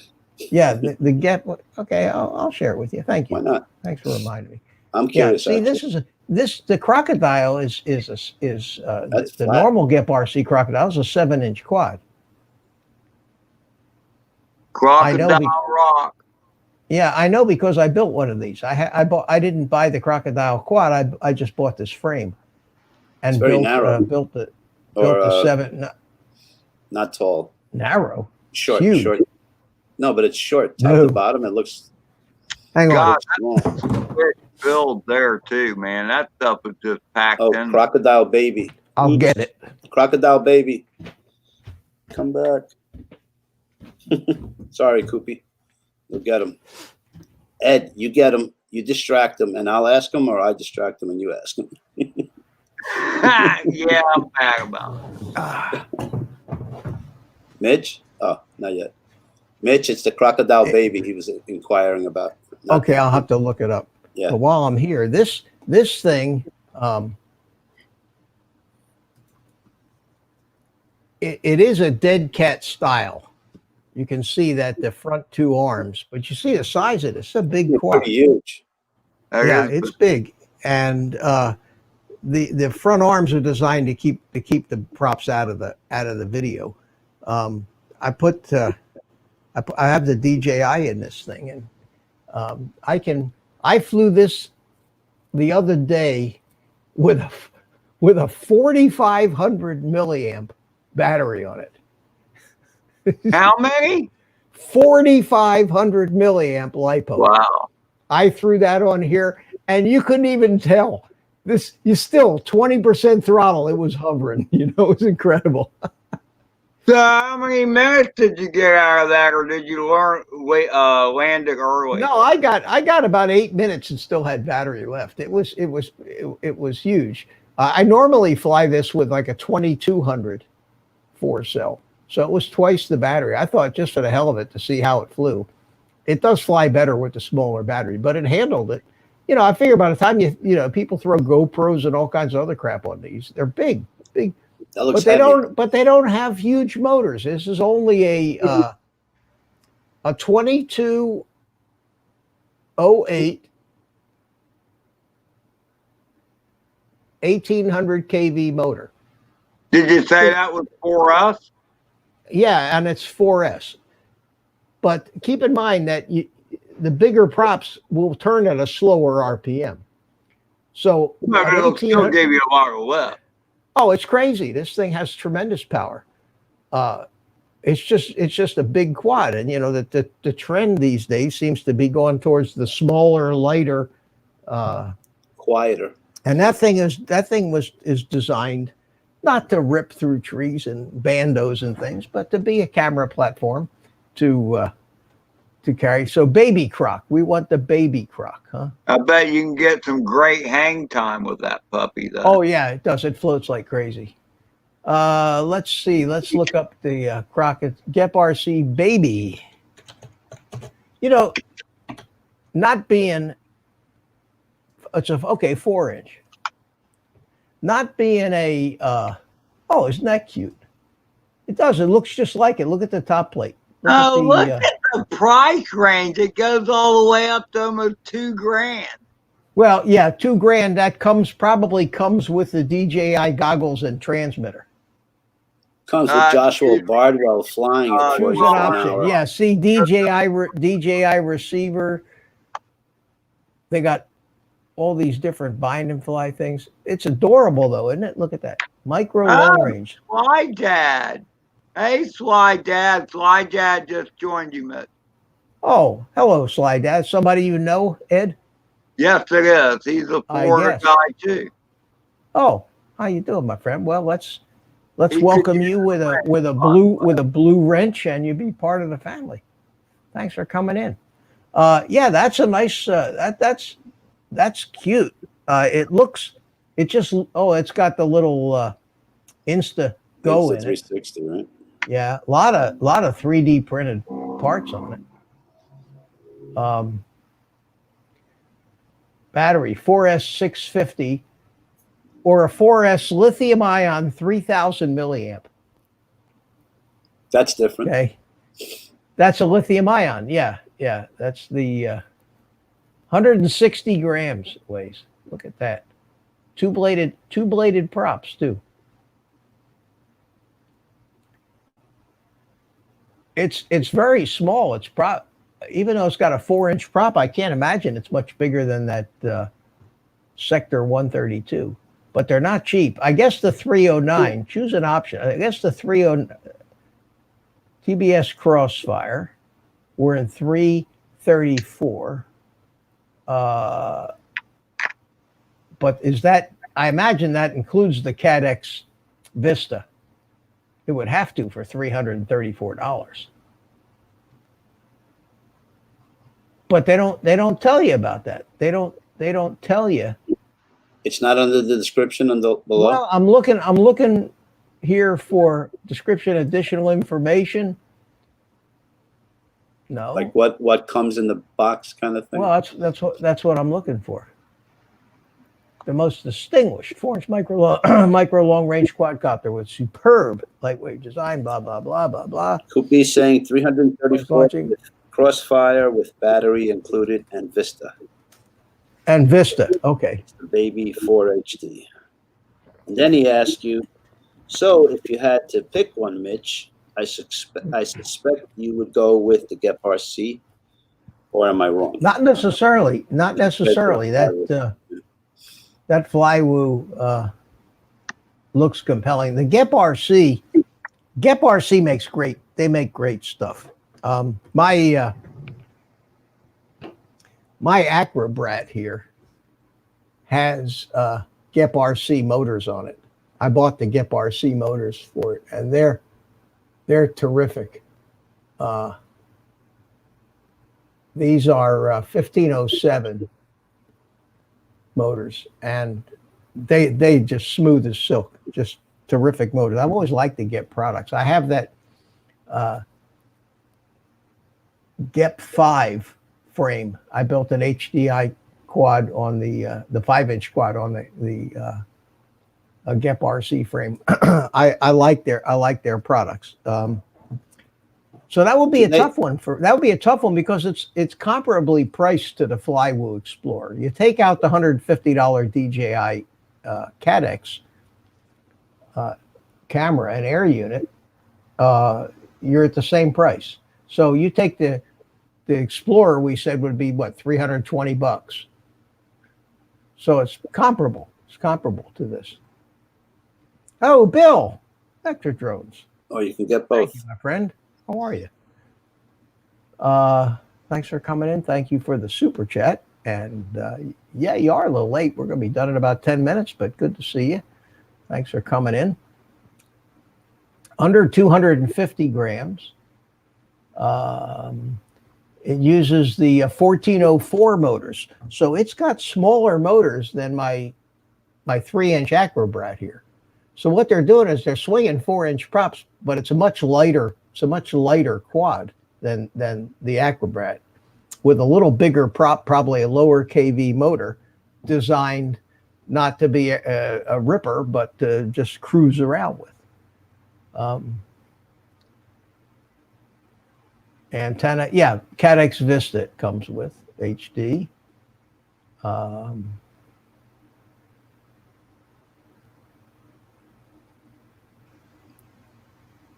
think you should just get both. I don't need either one of them, to tell you the truth. No, not you, John Koopy. Oh, yeah, John, you know what? If you're in doubt, just get one of each. 28-minute flight time with a lithium-ion pack on it. I find that difficult to do FPV for 28 minutes. I agree. I agree, but I find it difficult to fly a camera drone for 28 minutes. For God's sake, I get bored quickly. Oh well, yeah. With that. Well, I mean, the thing is with the camera birds, you know, you get a little tired or whatever, you just let go of the sticks and let it sit up there and let it pan around every now and then. Go to Dunkin' Donuts, do that with an and come back. FPV bird. Nope. No, you can't park them. You can't. That's one thing you can't do. You can't just park them. So keep an eye on it, guys. I'll be back in about 15 minutes. Yeah. Got to go to the bathroom. That's what Ed did for his Yeah. fireworks. He went and got a lighter or more fireworks as the drone was up in the air. I Right? came in to use the bathroom and get more fireworks. I just left the Hudson sitting out there parked in the sky, you know. This is kind of cute little quad. What's this here? Give you a couple of spare legs. They give you I just bought a bunch, you know, those rubber feet that you stick underneath, Carlos? Yep. I just bought a bunch of them from Amazon. Yeah, I will tell you this. The straps that come with the Gep RC, they suck. Oh, yeah, any of these straps that don't have a real buckle, they just have a little cutout. They're great for tying up your extension cords at home. That's about it. But you know, if you buy something from Race Day Quads, they have the best battery straps because they have the rubber inside. They're rubber, and every time you buy something from Race Day Quads, you get a battery strap. Mm-hmm. And I've got a huge bag full of Race Day Battery Quads straps. battery straps now in all different sizes. So I've never had a problem finding a battery strap for anything. But they are the best straps. You're right. These kind of straps. The only thing about advantage that this might have is it might be a half a gram lighter. Oh, man. And other than that, but this is a nice looking. I don't know, John. What do you think? Which one do you like better? You like the Flywoo, or do you like the Gep RC Baby Croc better? Which one would you buy if you were going to buy one? John Coopy says he hates the rubber feet. See, I like the rubber feet, but then I don't. I mean, I don't fly. I'm not too hard on these things. Do I have a quad here that even has those rubber feet on it? Yeah. My Marmot here came with these little rubber feet here. See them? And I like them, especially on a top-mounted battery. They're useless on a bottom-mounted battery, but and John Coopy's going to go with the Gep RC. You're going to go with the Gep, huh? Yeah. Being better.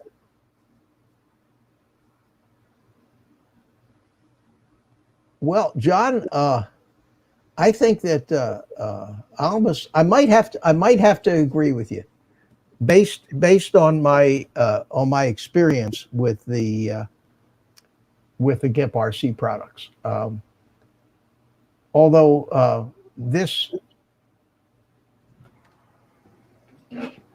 is the first HGL-RC thing that I've ever had, and I'm pretty happy with this. They seem to do it. They seem to do a nice job too. But I haven't seen a 5-inch or 4-inch long range from these guys. But the long range, like Cinepro. Yeah, well, this is the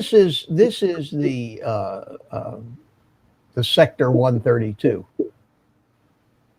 and it's got the full size. It's the one I showed you the flight of a little earlier. It's got the full size air unit in it. It weighs with the 850 Tattoo R-Line battery. It weighs 265 grams. Just 15 grams over the 250. Huh? Yeah, but it's got the air unit in it. So I imagine that the Cadex Vista version of this would be under 250. I have the Vista in this thing, which is bigger. Although they're both considered 3-inch quads. The red one just looks so much bigger, doesn't it? The ducks. This thing's got a much bigger, heavier frame. And this one I got. This is the only one that I ever tried with the Vista, and this has got the Vista in it. And the disadvantage of the Vista, of course, is it doesn't have the onboard recorder. So you remember the video I played you a little earlier from the Sector had sound, because the DJI Air unit records the sound, and it records in 1080p, whereas the goggle feed is 720p. Although the goggle feed from the looks pretty good. This is the goggle feed of the same flight that I start here somewhere. Why isn't it running? Something is weird. Don't tell me my computer's finally. Hey, all these guys last minute are coming in here. How you doing, Roosevelt? Good to see you. Thank you for the $2, my friend. I appreciate that. Now, why can't I get this video to run? It seems to be running. There we go. Okay, this is the 720p goggle feed of the same flight that I showed you before. Okay, that's not bad. Looks good to me. And that's the air unit though, not the Vista, but the goggle feed. Actually, since this is only a 720p stream, I don't know if you'd even notice the difference on the stream. But when I was look going to at ask it, you, what do you stream in? when I look at the monitor, it looks It's almost mildly good. grainy on my end, mildly, but it looks good. Yeah, well, God knows what YouTube is doing to this thing between you and me. I'm looking at it on the monitor over here, and it looks pretty sharp. But this is the kind of flying that It looks good on YouTube. I enjoy this kind of flying. You can still move out a little bit, but It's playing well. right turn. See that? Right turn. I noticed. Carlos, it was a right turn. What do you think? It's getting there. Yeah, nice long right turn. I like that better. I like it. I'm checking. Oh, So that, but the range, the neat part about these, Carlos, is the range. The fact that I could be down here on the corner of that parking lot, flying on the other side of all of those trees that you see between me and that basketball court way over there where I was flying. Yep. And I can fly down low over that basketball court behind all those trees. Look at all the trees now between me and my car. Now you can see my car underneath the trees. And I never get any kind of dropouts whatsoever. It's great.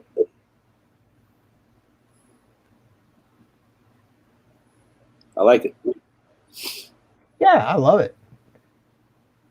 I hope tomorrow morning is as pretty as this morning. I'll go back out there and do this again. Although that they're really screwing us over. That building right there. Hey, Mitt. Yeah. So on the flight you did with the Tinyhawk, the 6 packs you did where you're doing the proximity, what goggles were you recording those with? I was with the DJI goggles. With your 5.8 gigahertz Yeah, mod on them or whatever? with the TBS Fusion module in it. That video, the reception was awesome. It was very nice. These here. It's got the it's got the faceplate mod with the TBS Fusion module in it. Yeah, and the DVR. You know what is funny about that, Mitch, is when I see you with those goggles. Have you ever seen Ant-Man? It's a Star Trek thing, but you almost look like one of the Borg with that. The Borg. Oh yeah, with all the things sticking out. Yeah. I said that. Yeah, I said I saw myself in those things. I said I look like something out of the Borg. It's true. This is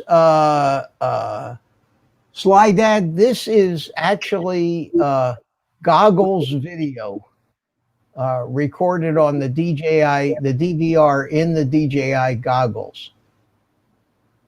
That's what this video is. Now, the same flight in the air unit is this. This is actually recorded on the SD card in the quad. And and the easy way to tell is that the air unit records audio. So you don't hear anything, you pretty well know you got the goggles video. But this is the air unit. I'm looking at it on my computer monitor, and they look pretty close, very close. That's very cool. And since I don't get Hard to tell the difference. And since I don't get any dropouts at all in the goggles, and I have the goggles set into high quality mode with focus mode off, that means it doesn't let the sides get fuzzy if the signal gets weak.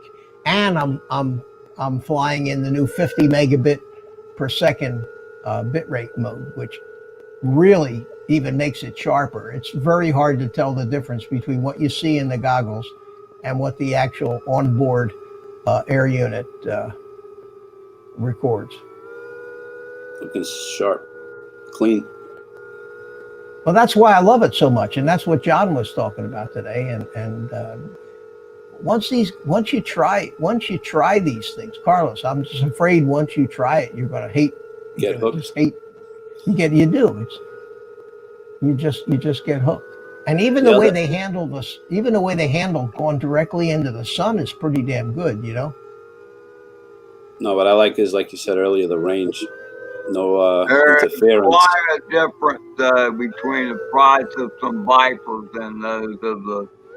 There is, but there's not a bunch of difference between the high-end Fat Sharks or Orcas, right, or Sky Zones. The DJI goggles themselves are $529, but the air units are expensive, and you can't put them on tiny little quads, unfortunately. Right. Yeah.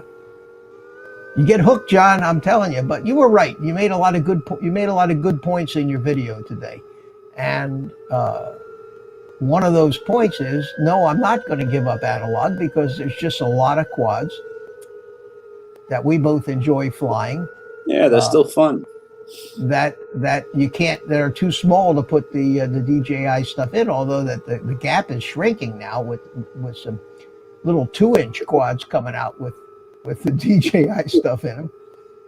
I don't know what it is, but to me, there's some kind of satisfaction with flying through some noise and still being able to pull it off. Yeah, it's a personal thing.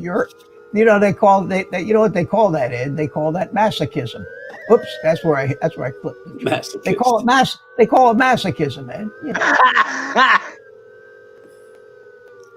Yeah, all right, I could take the easy way, but I take the hard way because I like it. It's more challenging, you know? Yeah. No, I think it's more a test of your situational awareness. Oh, no doubt about it. But sometimes it's just fun to go out and wander without giving a shit about your situation. And worry. You know? I get that, Mitch, and I would be scared to try it because I would be the same. Oh my gosh, I gotta go. That's what happens. So I can have that's what happens. It's like, Ken Hearn was on a little earlier before you got here. Did you see that? Mm-hmm. Did you see Ken when he was on earlier? Yeah, I was here. Yeah, I said to Ken, it's like when you let somebody try DJI, it's like saying to them, "Hey, little girl, come here. I have some candy for you." Yeah. It is. He called it it's the crack of FPV. You get. I agree with that statement Yeah. too. Actually, I have that in the comments. I mean, think about it. You'll try it one of these days, but you got to be careful because, again, once you try it, you want it. And anyway, Mitch, I gotta what go time it is. Straighten out my back. We all got to go. It's getting kind of late. Well, we've managed pretty good to keep you going long for a while, a couple times now, Mitch. A little longer. Yeah, you guys keep me going long time. Excuse me. Uh-oh, that sounds wrong.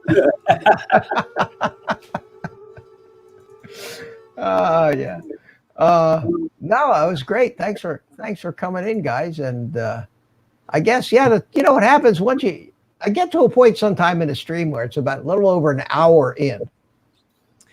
And before the thing starts, I say, well, I want to talk a little bit about this and a little bit about that.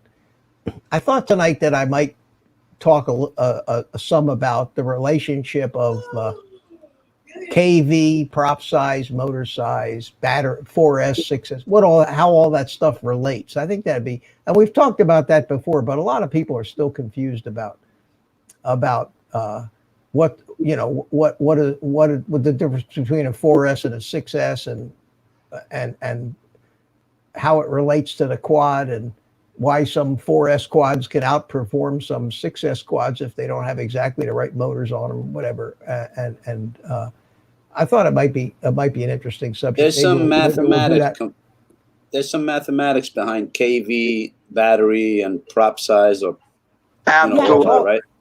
And motors, and weight. It all has to do with weight, and prop size and prop pitch. And there's like a formula KV out of the there that works motor best. and there's Is what? that right? There's like a formula that works best if you have a 4S Well, battery.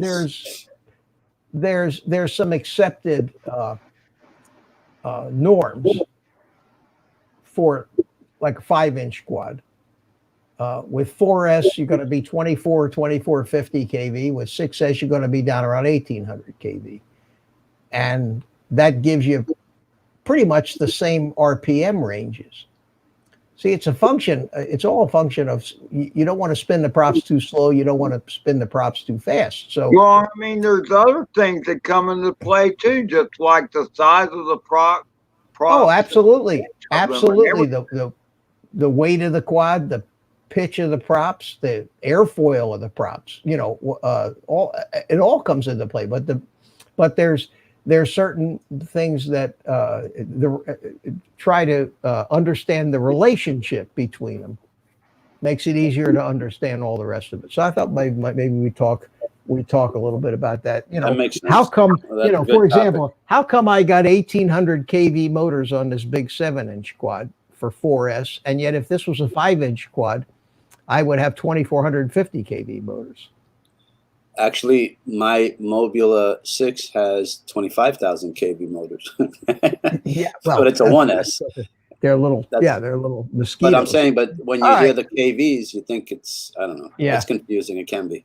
All right. Well, Mitch, that's why I thought it'd be fun to talk about No, that. it's a good Anyway, topic. thanks for coming in, Carlos. Good to see you. Mitch and Ed, Catch you during the week. I'm out. take it See easy, ya. guys. All right, Ed. You take care, buddy. Good to see you. And thank you all for coming in. 4S 1800 on my 6-inch. Yeah, that Mike, that makes it kind of more in the cruising range, I guess. And let me say goodnight to everybody. It's getting late, and then I'll go to bed. Go out and fly tomorrow morning. Joe Blaylock, thanks for coming in. Mike Night Train. Sly Dad, thank you so much. Good to meet you. And Ed, love my drones. Paulie, damn, I didn't even know you were there. Drone Bum. How come you guys didn't tell me Drone Bum was there? Sly Dad says my monkey's getting hungry. He's always hungry. But he goes to sleep when I turn the computer off, so he doesn't bother anybody. Who else? John Coopy, thanks for coming in, John. Good to see you. And I know Chris Hope is gone. Ed, love my drones. Roosevelt, thank you for the super chat, my friend, and thank you for coming in. Bill, Metro Drones, thanks for the super chat. You too, I appreciate it. And see you Thursday night. Who else did I miss? Anybody? I know Jody might still be in there somewhere or not, but if you're still here, good night. All right, I guess that's about it. If I missed anybody, you haven't been in the chat recently. Oh, Jerry Calvary's still here. All right, Jerry, thanks for coming in, buddy. Good to see you. Anyway, we made it through another Sunday night. Everybody get ready for the week. But for today, take the rest of the day off. Go play with your drones. And you all have a great week coming up. And I will see you all on Thursday night, 6 p.m., and we'll do it again. In the meantime, Spank, the monkey, will say goodnight. Say goodnight to the people, Spanky.